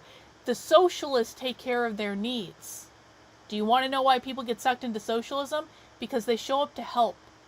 They're always really nice to you. When I go to far left events, everyone is super nice to each other. No one's insulting each other. No one's demeaning. I get insulted far more by the right on a daily basis than I've ever gotten insulted by the left. And that includes with them knowing who I am and what I do. The left has never treated me as disrespectfully as the right has. And that is the truth. And whether or not you want to believe that, that is the fucking truth. The left doesn't insult me. The left doesn't call me fat. The left doesn't Photoshop pictures of me and put them all over the internet. The left doesn't dox my family. The left doesn't spread lies about me. They don't do any of that shit. When I go to leftist events, they're nice, they're fun, they take care of each other, they're weird, and it's not an ideology that I agree with at all. But the reason that people get sucked into socialism is that it is much nicer to be over on the left than on the right. And the reason it's nicer is because they treat each other well. And they don't call each other names. And they're derogatory towards each other. It is a nice, and no matter what you look like, no matter what weird tranny voice you fucking have, no matter what you need, you will be able to find someone that's going to be able to help you. And that's what most people are looking for. They're not looking for free handouts. They're not looking for free stuff. They're looking for a little bit of help. We live in a really tight society economically. There are a lot of people who are really struggling financially, and it's not because they don't want to work. It's not because they don't have jobs. Many of them do have jobs. Maybe they made some bad decisions, fine. But they're not looking for a handout. They're not looking for someone to just pay for everything. They need a little bit of help. When they come asking for a little bit of help, the right makes fun of them and tells them to pick themselves up by their bootstraps and to stop eating fucking McDonald's. The left gives them the help that they want. It's not performative. No, that's your fucking conservative perception. This is not performative. They do care about each other. You guys want to paint the left as evil? Fine, go ahead and do it, but it's not the truth. These people are not evil people. These are people who've been indoctrinated into a cult. Many of them have been indoctrinated into this cult in public school since they were 5 years old. They have a completely different set of values than you do. They see the world in a completely different way than you do. They truly believe they are creating a better world. They believe they are fighting a system that literally keeps everyone down. They believe they're creating a better world. This is why they internalize this as part of their identity. This is why they're willing to work for free. This is why they're willing to put a mask on to go on the internet just to talk about how can we get more diapers for people and more clothes for people and stuff like that. Oh, for fuck's sake, that's not what they're fucking... Okay, you're going in a timeout because you're not fucking listening. This is the rule. You don't fucking listen to me, you go in a timeout, so you're forced to shut the fuck up. If you come back from the timeout and you're still not listening to me, you will be permanently banned. You are in my classroom. I'm not in yours. You don't know what the fuck you're talking about. Now shut the fuck up. Sit in the back of the class. Try very hard not to break anything. There are people that step out of line all the time. And you know what? They bring them back in. They have processes for that. They've thought all this stuff through. So, if anything, you can also order them bulk, like online, if you have the funds. Something that I've seen people do as well is like gather like hotel furnishings like over time and just bring that as well. But yeah, as far as like clothing and hygiene, it feels to me that that is an act that you can put out into the community and hope that you could fit, that it comes back around. And it's supplemented with like ordering it online. Yeah, and buying. But as far as that, I think that's all I have for like. I was just gonna add a couple things on toiletries. Yeah, like hotel size, like travel size stuff is really good for unhoused neighbors because you know it's easy for them to put around. And there are a lot of sites that you can order that stuff in bulk. You know, you can do small fundraisers and get a big stash. On clothing, not to discourage anyone from doing it, but I think people often underestimate the amount of work that as a being sorting through and figuring out what's useful and what's not. So just factor that in. And yet, to the extent that you can put out specific calls that are relevant to your community, that'll sort of cut down on the amount of sorting that you have to do. Yeah, absolutely. And I think you don't have to feel pressure to do all of these things at once. The left has a book about this thick. I saw it at a conference one time. I should have bought a copy of it, but it was about this thick and I didn't want to carry it back in my suitcase. The left has a book about this thick of how to deal with conflict within the community. It has all sorts of procedures and papers and things like that that helps them manage conflict and manage basically people getting out of line. They want people to be what they consider to be good comrades. They want people to be in solidarity. Well, we have to redo the comrade class. We took a comrade class years ago now. No, they don't want, they will excommunicate people at some point. They will say, you are no longer welcome, get the fuck out. And once they kick someone out, they don't help them anymore, right? But they really do everything they can to bring people back in. This is why you guys need to learn about the real left and stop paying attention to the conservative bullshit con artists that are feeding you clickbait clips that have no basis in reality.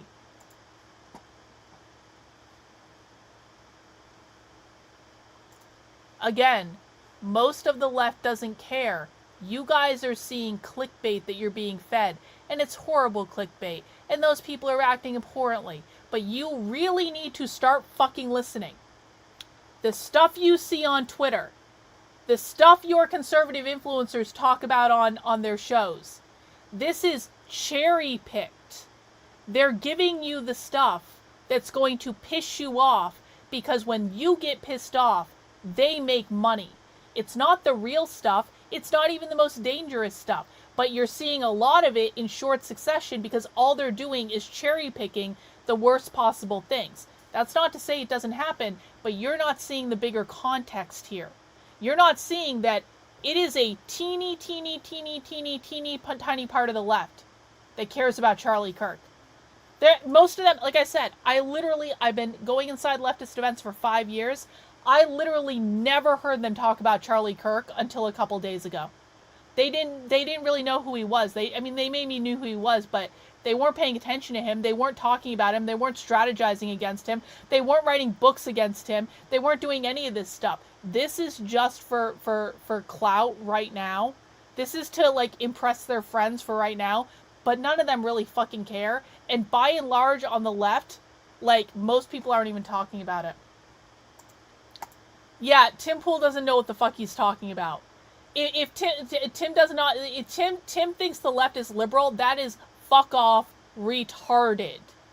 That is retarded. I would really like to be able to watch this presentation, guys. Come on, can we please fucking focus? Yeah, this whole straight, well, you know what, listen, we have a lot of new people, but I am begging new people to allow us to have this process and watch the fucking stream. This is why we're here, okay? This has nothing to fucking do with Democrats. No! No! One of the biggest lies your retarded influencers have convinced you of is that Democrats and communists are the same thing. Democrats and socialists are the same thing. They are not. In any way. They do not work together. They do not like each other. No, these people didn't vote for Kamala Harris. These people don't even believe in fucking elections. So no. No. I appreciate you're getting my book, and I know I'm being hard on you right now, and because you've been fed a line of bullshit by your influencers, but these people have nothing to do with Democrats. Nothing. At all. In any way. Especially if you're just starting out, maybe like focus on like just food or focus on just clothing or whatever, because it is like a lot. It is super, I feel like, strenuous to like go through, like you said, a lot of clothing donations, so there's like a lot of physical space, and yeah, and this is more time. So it's something that you can also consider just working towards and building to as you get comfortable doing your show. But yeah, that was it for sourcing, and I can move on to distribution. Some things, I think I should start with, I guess, location. Where do you want to set up? Where do you want to distribute? Location, especially, I can speak, I guess, for NYC specifically. I don't know. I think this is an international broadcast, so yeah. The laws, the legality is really, really gonna be different from place to place. So I'm going to speak on New York City because that is what I know. So here, yeah, absolutely.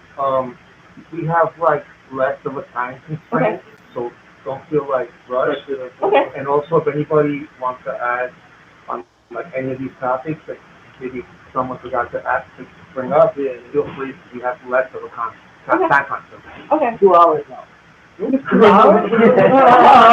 We don't have to make 2 hours. Okay, sick. Yeah, okay. So for location here, somewhere that is like very visible and accessible to like some like people that are just around. So like a park is always an option. Here in New York City, I feel like as long as you set up somewhere that doesn't like actually. In New York, they meet in parks. So it like and this was like, so the entire event yesterday was basically all held in a series of parks. There was one bookstore, it was a queer bookstore that they had stuff in. But like, I want people to understand this. When anarchists are meeting, they're meeting in public places like parks, and so you might, like, if you live in a city like New York, you could conceivably be walking by a park and see a bunch of people, just like they're usually wearing masks, sitting around. That's an Antifa meeting, okay? Blocked, like totally blocked. I was just sidewalk, that wasn't traffic, beer. like you're okay. There's also like the question of like so-called publicly owned and privately owned spaces. As far as like law Actually, enforcement where's my goes, weed? I feel I that was if away you for do days. Where the decide fuck is my weed? to set up somewhere that's maybe The privately important owned, the questions. owner could like have more Why didn't I of think of this like an hour ago? whole, I guess, sort of like top intervention. So just like I'm not gonna tell anybody where to keep to this set up up. and where to not really. Like you do what you feel. I'm not getting high on the internet. This is definitely isn't absolutely, like, weed. I was totally necessary making that up. I would never get high set on up the internet. the That would but never happen. make that choice with like a safety plan in mind. No be one prepared tattle. for like any kind of like agitation or Because I'm not getting high on the internet right now. It's just like not have happening. that, to be prepared for that and like have people ready to like confront it and work through those difficulties. No, I don't. Yeah, like There's no the fucking area, devil's hang out lettuce, there, and it's a like vape. hanging out Yeah, for it's a a while, fidget for tube. like That's a it. couple It's a hours, fidget. like, It's a see, like, stress reliever.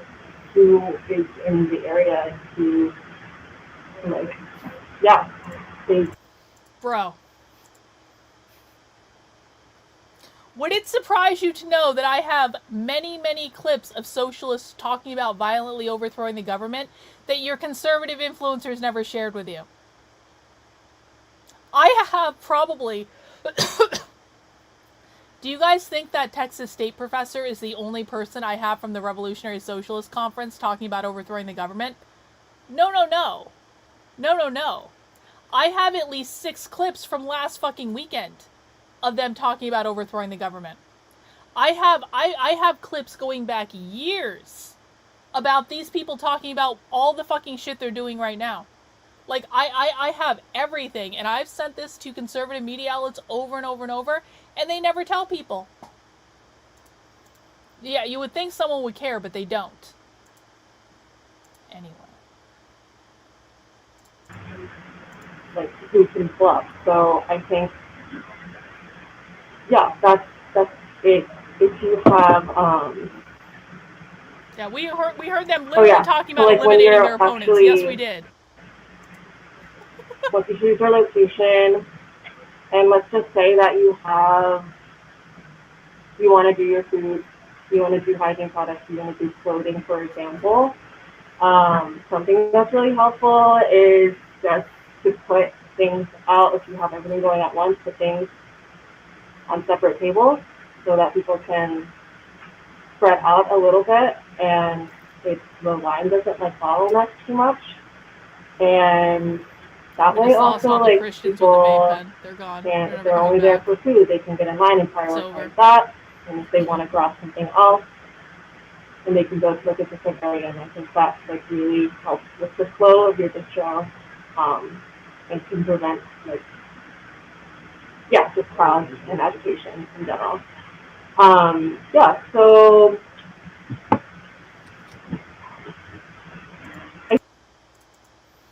do I think there's any validity to the claim that Kirk Schuto is part of a broader conspiracy involving Antifa? I don't think these were far leftists. Now, I could be wrong about this. I've said from the beginning that I could be wrong. There's always going to be more information coming out about these people, and so maybe. But I heard that the trans partner voted for Biden, or advocated for Biden. Maybe not voted for Biden because you voted for Kamala, but like, I heard the trans partner advocated for Biden. Maybe he voted for him in 2020 or something. There is no universe. I cannot emphasize this enough. There is no universe in which anyone in Antifa is voting for Joe Biden. There is no universe. Like, they don't even vote in elections. They don't believe in elections. There are presentations where they're advocating for, like, not even participating in elections. Like, multiple presentations. We watch them on the channel. There's no universe that a member of Antifa is going to be voting for a fucking Democrat or voting at all. I also saw a story that said that the shooter was a member of the American Communist Party. There is no universe in which a member of Antifa is going to be a member of the American Communist Party. And again, I covered this a few weeks ago on the channel. Real communists and socialists, the real revolutionaries, believe the American Communist Party, which is Haz al-Din, is a fucking joke. There is no way. They believe that the American Communist Party, the MAGA communists, are far-right fascists. I have them on video saying this.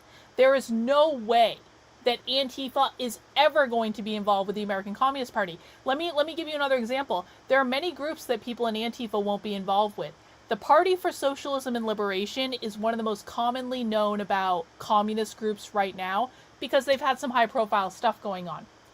The Party for Socialism and Liberation is legitimately funded by the CCP, okay? They are the one big communist group that has that connection. There is no other communist group that is being funded by someone with affiliation with the CCP. And I should also say that even with the Party for Socialism and Liberation, that funding only goes to the national chapter. It doesn't go to the local chapters. The local chapters are still fundraising on their own. I bring this up because Antifa calls the Party for Socialism and Liberation the paid protesters, and they refuse to work with them. They will not work with them at all. In fact, most groups on the left will not work with the Party for Socialism and Liberation. They shit talk them all the time. I have the Revolutionary Socialists from last week shit talking the Party for Socialism and Liberation. So, like, you've got to understand that, like, there are just some, I know this might sound weird for people who don't follow this stuff, there are just some absolute truths when it comes to Antifa. Ain't no one in Antifa voting for Joe Biden. Ain't no one in Antifa voting for Kamala Harris. No one in Antifa is voting in elections. These are revolutionary, like, anarchists. They believe in overthrowing the entire system. They are not voting in elections. They are not participating in elections. There is no universe in which a member of the American Communist Party is also going to be a member of Antifa at the same time. They may go back and forth, but there's no universe in which they're going to do both at the same time. So you have to kind of look at, like, all this information. Also, being a furry is not the same thing as being queer. Like the whole thing just seems really weird, and it doesn't line up with what I see on the left at all. The left is extremely consistent. And I know, like, people think the left is full of word salad. No. That's because you don't speak the language of the left. We will teach you how to speak it so you can understand this. When you understand what the left is saying and you really understand their definitions, they are extremely consistent about everything. So people might say, well, Karlyn, there could always be an exception. No. They're, like, if this was a giant Antifa conspiracy, there is no one involved in that conspiracy that's going to be a member of the American Communist Party. So, yeah, that was a lot of information. Hang in there. But, so, I don't know. I really don't. I'm like, I am positive that these people are not queer Marxists. Queer Marxism is where the violent militant arm of, like, the you guys would call it trans and queer are not the same thing. We'll talk about that another day, okay? I understand that a lot of people think that trans and queer is a real thing, or are the same thing, rather. They're not the same thing, but let's just put a pin in that one. I'll explain that another time. What you think of as the trans violence, it's really queer violence, and there is a very specific subset of the left that does that. And I do not believe that the assassin or his boyfriend or whatever the fuck, I don't believe they were part of it. I don't have any indication that they were part of it. Sometimes people can just do crazy things, guys. There are a lot of trans people that are not necessarily involved in Antifa. The most trans people are not involved in Antifa. So, Mizakan reads all the far left books, so if you want opinions, he's a really good person to follow. He like has all this evidence. I went through the assassin's boyfriend alleged Reddit account, no queer ideology, and he was a Jordan Peterson fan. So, like, yeah, the whole thing is weird. And I don't think this, and again, there would be no one screaming it louder than me. You guys have got to understand this. It would benefit me to say these people were part of Antifa. It would benefit me to say these people were queer Marxists. If that was actually what was going on, I would be screaming it from the rooftops, and there would be no one louder than me, and I would be such a pain in the ass about it. I would be using it as examples on everything. I only benefit if these people were part of the far left, and I had the ability to say that. But I also have to be intellectually honest about the situation. And I have to look at this and go, I don't think that these people were Antifa. And I thought it was a far leftist. You guys can go back and watch the video. I thought my first reaction of he got killed by a far leftist. I think there's something very weird going on, and it doesn't add up. And I'm just waiting for more information, but that's kind of my gut feeling on it. I think the next thing you want to consider is just, like, material. This is just like a very basic starting off list of materials that you may want to have on hand. And especially, I think it depends on like your storage. But I think for food, you want like serving materials. So your, like I said, there's like catering size dishes, your plates, something to serve on. You want like cutlery and takeout containers if you can. And for the setup, like have multiple like folding tables for each of like the things that you're going to distro. Is ideal.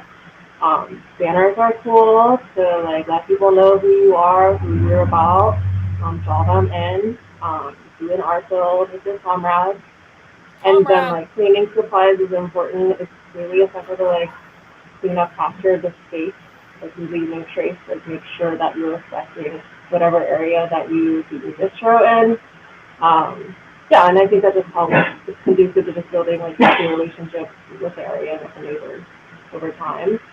And like something else to consider is like setting up some kind of transportation system. If you have people who drive and have a car, especially in New York City, like that's always really helpful to have. But like, you know, I think you can make it work especially if you're making it like hyper local.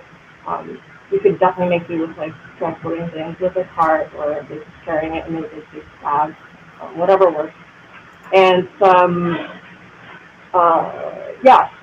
and some like just kind of to do with structure. Oh. Well, I hate to burst your bubble, but the left doesn't care about Islam. The right is way more obsessed with Islam and Muslims than the left. The reason the left supports Palestine over Israel is that Palestine are the oppressed that had their land stolen by the bourgeois settler colonists. It has nothing to do with Jewish, it has nothing to do with Islam. They don't actually care. They almost never even talk about it. Again, this is a topic, when the left cares about something, you know about it, because they talk about it all the fucking time. They write books about it, they do presentations about it, they have conferences about it. When the left cares about a topic, you know about it. The left, I was listening to Palestine presentations with the anarchist stuff. Or even last week at the Revolutionary Socialism Conference. They don't even mention Islam. When they're talking about Palestine, they don't mention Muslims, they don't mention Islam. When they're talking about Israel, they don't mention Jews. This has nothing to do with religion for them. You guys think it does because you are indoctrinated into this stuff by your influencers, and the Jewish conservative media has convinced you to hate Muslims when Muslims don't actually really present that much of a threat to us. I'm sorry, they just don't. I'm not saying there's no threat. I'm saying that conservatives have a disproportional perception of the danger of Muslims. And it's because Israel wants us to go to war with them on their behalf. So that's what's going on. They don't really care. So this is completely incorrect. Thank you. What you were saying, but I just want to like talk about the logistics and specifics, like having a list of roles. Yeah, and my point is you don't know what the fuck you're talking about. You need to shut up and listen. That's my point. Would help like the flow of things as well. So like having a sign-up sheet, for example, like knowing who is available on a specific day can go a long way. So like you could have like a food, if you're doing this food rescue, like pick up, you could have people for that like pre-setup time, and then that's also. This is boring. I want to fast forward. There's a lot of people who have maybe disabilities and they can't be in person, but this can still be built virtually. You can have meetings and connect with people on social media. You can connect with people, and we have a lot of people in all the groups that I'm involved with who maybe do stuff more remote. Yes, please do more stuff remote. I love it when you do stuff remote. Share and connect and contribute. It doesn't always have to just be in person.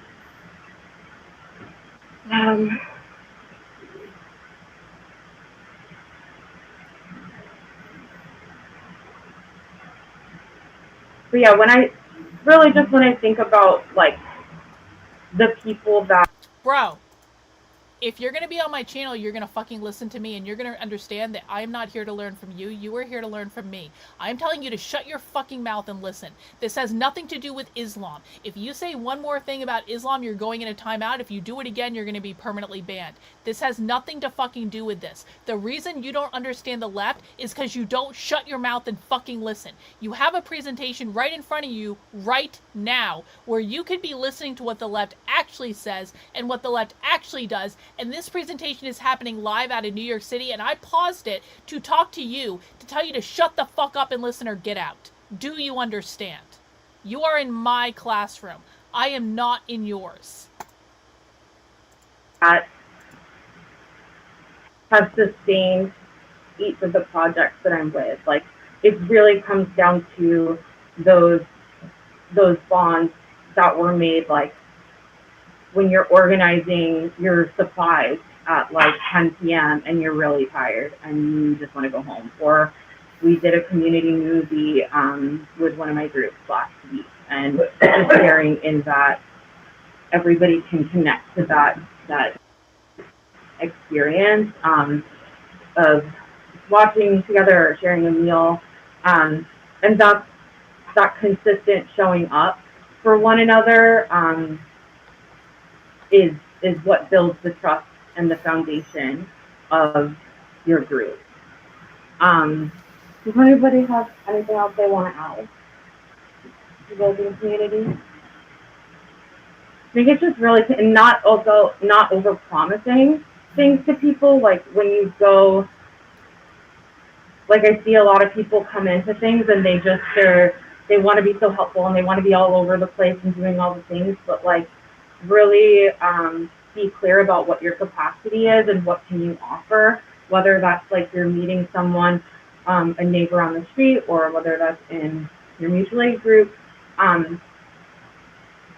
It's so much better to like consistently follow through with a smaller amount of things attitude than to say you're going to do like 20 things or tell a homeless person, yeah, you're going to get them, you know, a computer, you're going to raise money for a computer, and then it falls through. Like, really be clear about what you can offer and what your capacity is, because people have had lots of experiences with others not coming through for them, and you don't want to be like another person doing that, and that kind of degrades the trust if, you know, you keep saying, I'm going to do this, I'm going to do this, and not able to do it. And also, I think Ashley talked earlier about conflict. Hang on. I'm pausing for a good reason. James P. says, first time here, this is eye-opening. I realize I don't know shit. And he said, I thought I knew things. Listen, there are a lot of you that are newer to my content that have just discovered me. Welcome. I appreciate you being here. Every single person that has ever come to my content, including me, by the way, when I first started doing it, we all had to go through a process of understanding how much we had been lied to and how much we didn't know. Bro, I was a Democrat for 20 years. I thought I understood all this stuff. I thought I understood it. Even after I left the left, I thought I understood it because I knew a few facts about communism and I'd watched a Yuri Brezhnev video, you know? The reality is that every single person that doesn't know that this stuff is happening has been lied to by the people that we trusted to inform us. Because they hide this information from you all the time. I cannot tell you how many times I have found what should be national newsworthy stories that don't even get reported in conservative media because they don't give a fuck. We watch them live on the channel all the time, like literally all the time. And very rarely does it ever actually break through to make it into the public zeitgeist. The reason that you don't know as much as you think you do is because this information has been gatekept from you and people don't want you to see it because it doesn't align with the conservative narrative. And so, yeah, there's a lot of stuff going on that you guys don't know about if you're newer to this, and you're going to be shocked at a lot of the things that you see. You are going to be shocked at some of the things you see on my channel.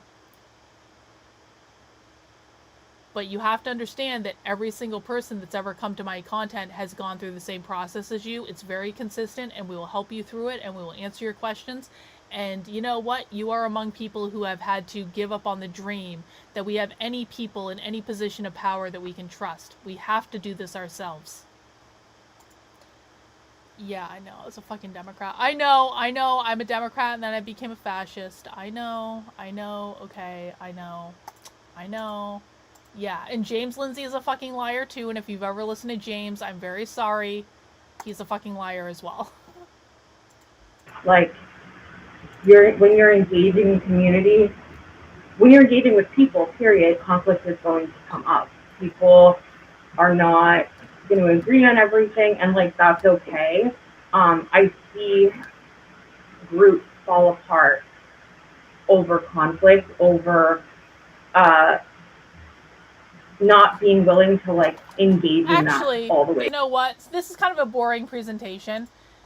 Do you guys want to see an example of what I'm talking about, and then I'm going to wrap up the stream? Because quite frankly, I haven't really eaten that much food today. I had like a $50 omelet at the airport, and that's like all I've eaten today, and it's 6:30 at night. That omelet was really good though. I have to say, that omelet, that I paid $50 for that omelet or something like that. It was some ridiculous amount, but that omelet was fucking good. Anyway, I want to show you guys this. And this is going to be the last thing we're talking about. I literally just retweeted this.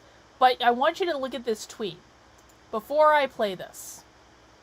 I sent this tweet on March 1st, 2024. I sent this April, May, June, July, August, September, October. Wait, September. We're in September. I sent this tweet 18 months ago.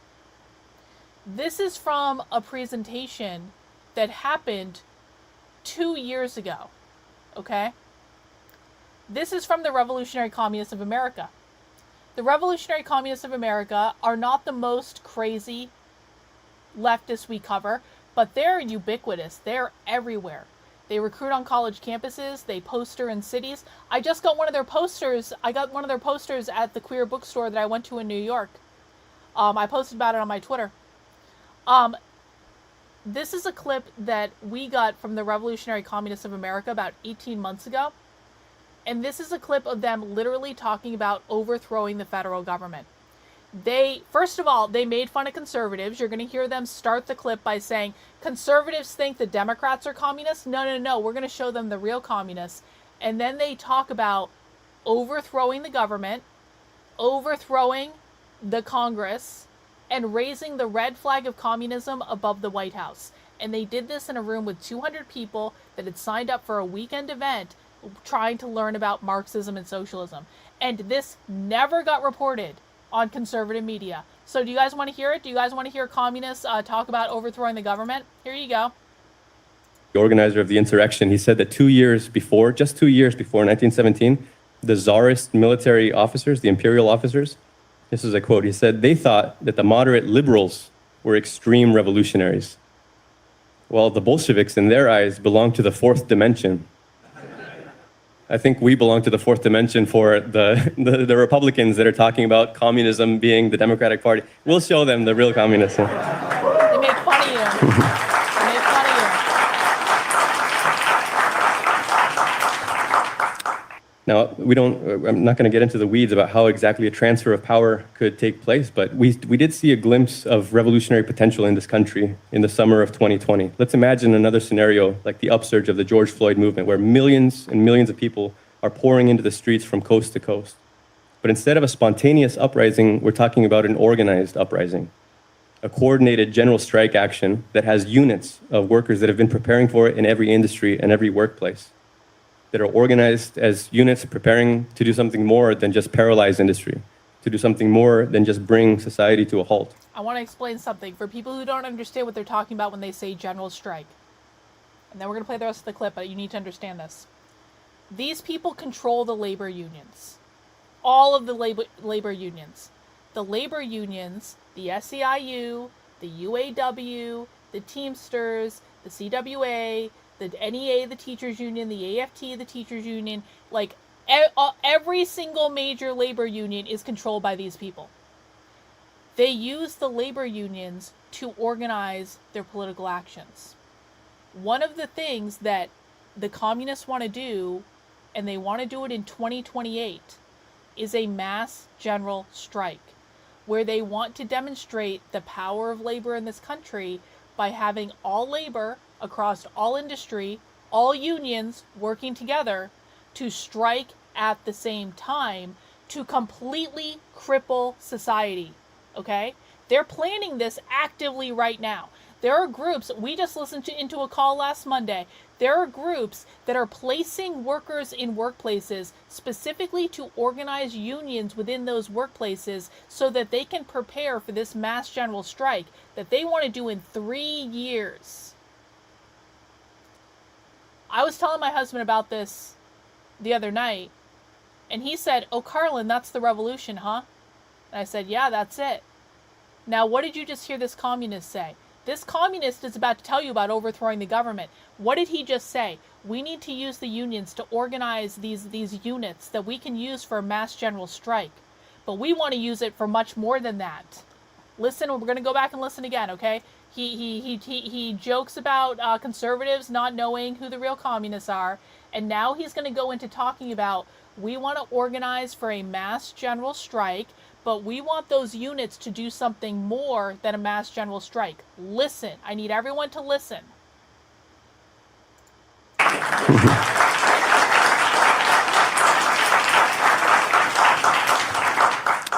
Now, I'm not going to get into the weeds about how exactly a transfer of power could take place, but we did see a glimpse of revolutionary potential in this country in the summer of 2020. Let's imagine another scenario like the upsurge of the George Floyd movement, where millions and millions of people are pouring into the streets from coast to coast.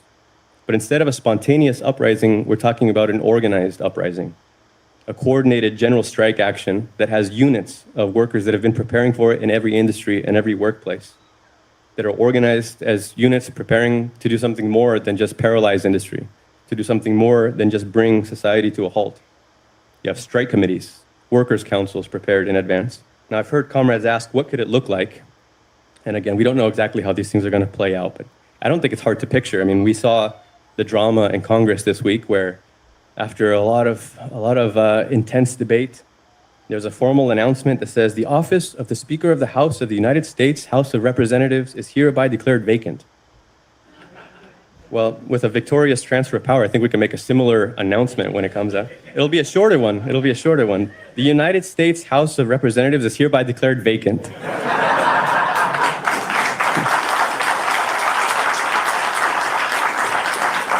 And I personally, this is just a detail, but I think it would be nice if we could get a hold of the national emergency system that they tested on Wednesday and make sure that we blast out on every cell phone, every TV, every radio in the whole country and make sure everyone knows this is the end of capitalism right here. We're going to have a lot of red flags, too. Big ones. I mean, I'm mostly excited for the one that's going to go on top of the One World Trade Center. But I think the White House is going to look pretty epic as well, a red flag over the White House. So what did you just hear? In that clip, they talked about using the unions to organize for a mass general workers' strike, that they would then go on to overthrow capitalist society. When they say capitalist society, they mean the Constitution and the United States government, because they believe those are documents grounded in capitalism. And they're declaring the House of Representatives vacant because they've overthrown the fucking government. They're raising the red flag of communism above the White House because they've overthrown the government. I sent this to every conservative media outlet a year and a half ago, and none of them aired it. When I tell you that your conservative influencers are lying to you, when I tell you that they are obfuscating what's going on, when I tell you that they are gatekeeping information, it's because I have been beating my head against the wall for literally years to try to get this information out, and no conservative media will touch it. And not only that, they fucking lie to you about it. So when I started screaming about the revolutionary communists of America over 18 months ago, because this is not new. This is not new. This is not new at all. When I started screaming about this 18 months ago, no one knew who the revolutionary communists of America were. I was one of the first people to report on the formation of this political party. A couple months later, these guys held a mass protest in Philadelphia. They're based out of Philadelphia. And so anytime you see videos of a lot of communists with big hammer and sickles, like protesting in public and they're all wearing red shirts, that's the revolutionary communists of America. Conservative influencers lost their fucking mind for like a day and a half on Twitter when the revolutionary communists of America were protesting in Philadelphia because they were waving a giant hammer and sickle flag and they had a big banner that said communist. And conservative influencers on Twitter were posting that all over the fucking place. And they were going, look, the communists are protesting, the communists are protesting. They didn't even tell their audiences what group they were. They didn't even know. All of these people had been sent this clip before they lost their minds about these people protesting in Philadelphia. They refused to educate their audience about what was going on and who that group was and what they believed. They would not share the information. So you guys want to know why I yell on the internet all the time? It's because I've had clips like this for years. For years. I have sent them to every single person I can think of. And for my work, I'm called crazy. I'm called a narcissist. My friends are doxxed and dragged through the mud. I have horrible lies spread about me. I have conservatives and right-leaning people photoshopping pictures to make me look significantly heavier than I am. They call me fat and ugly every single fucking day.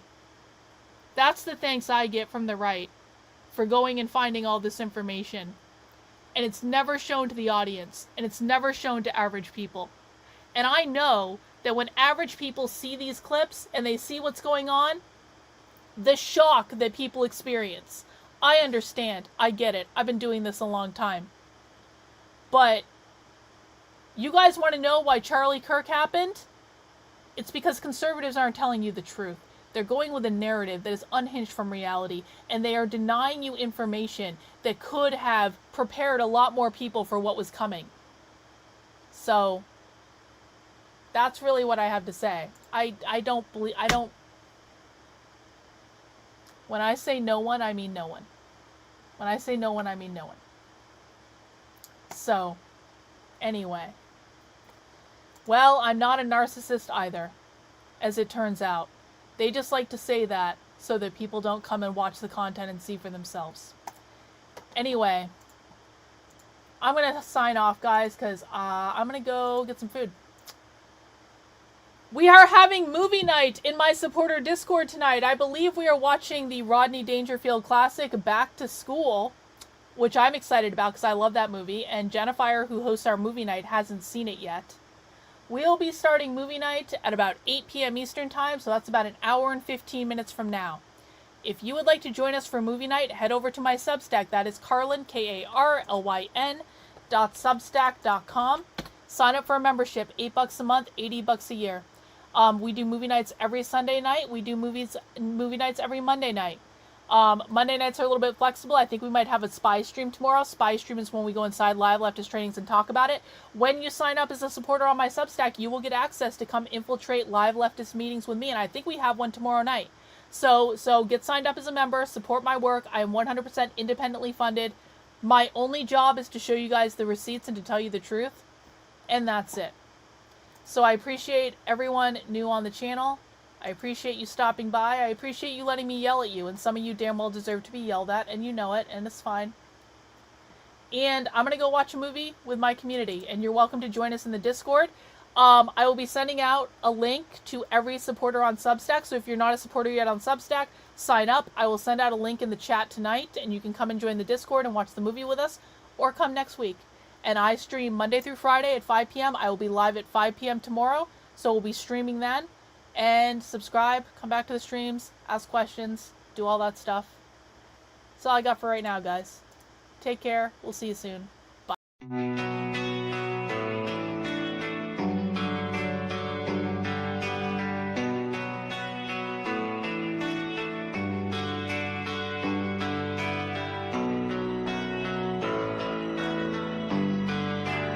How are you feeling? How long have you been here? 3 months, May 17th. And what brought you? That's difficult to answer.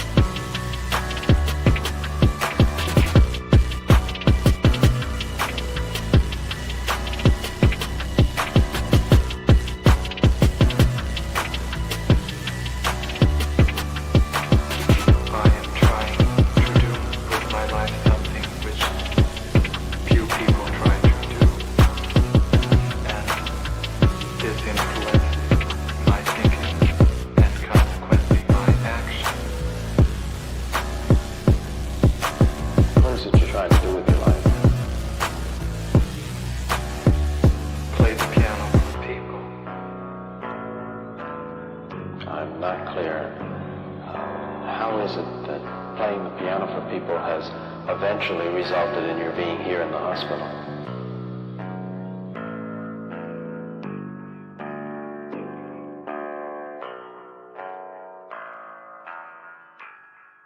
That's difficult to answer.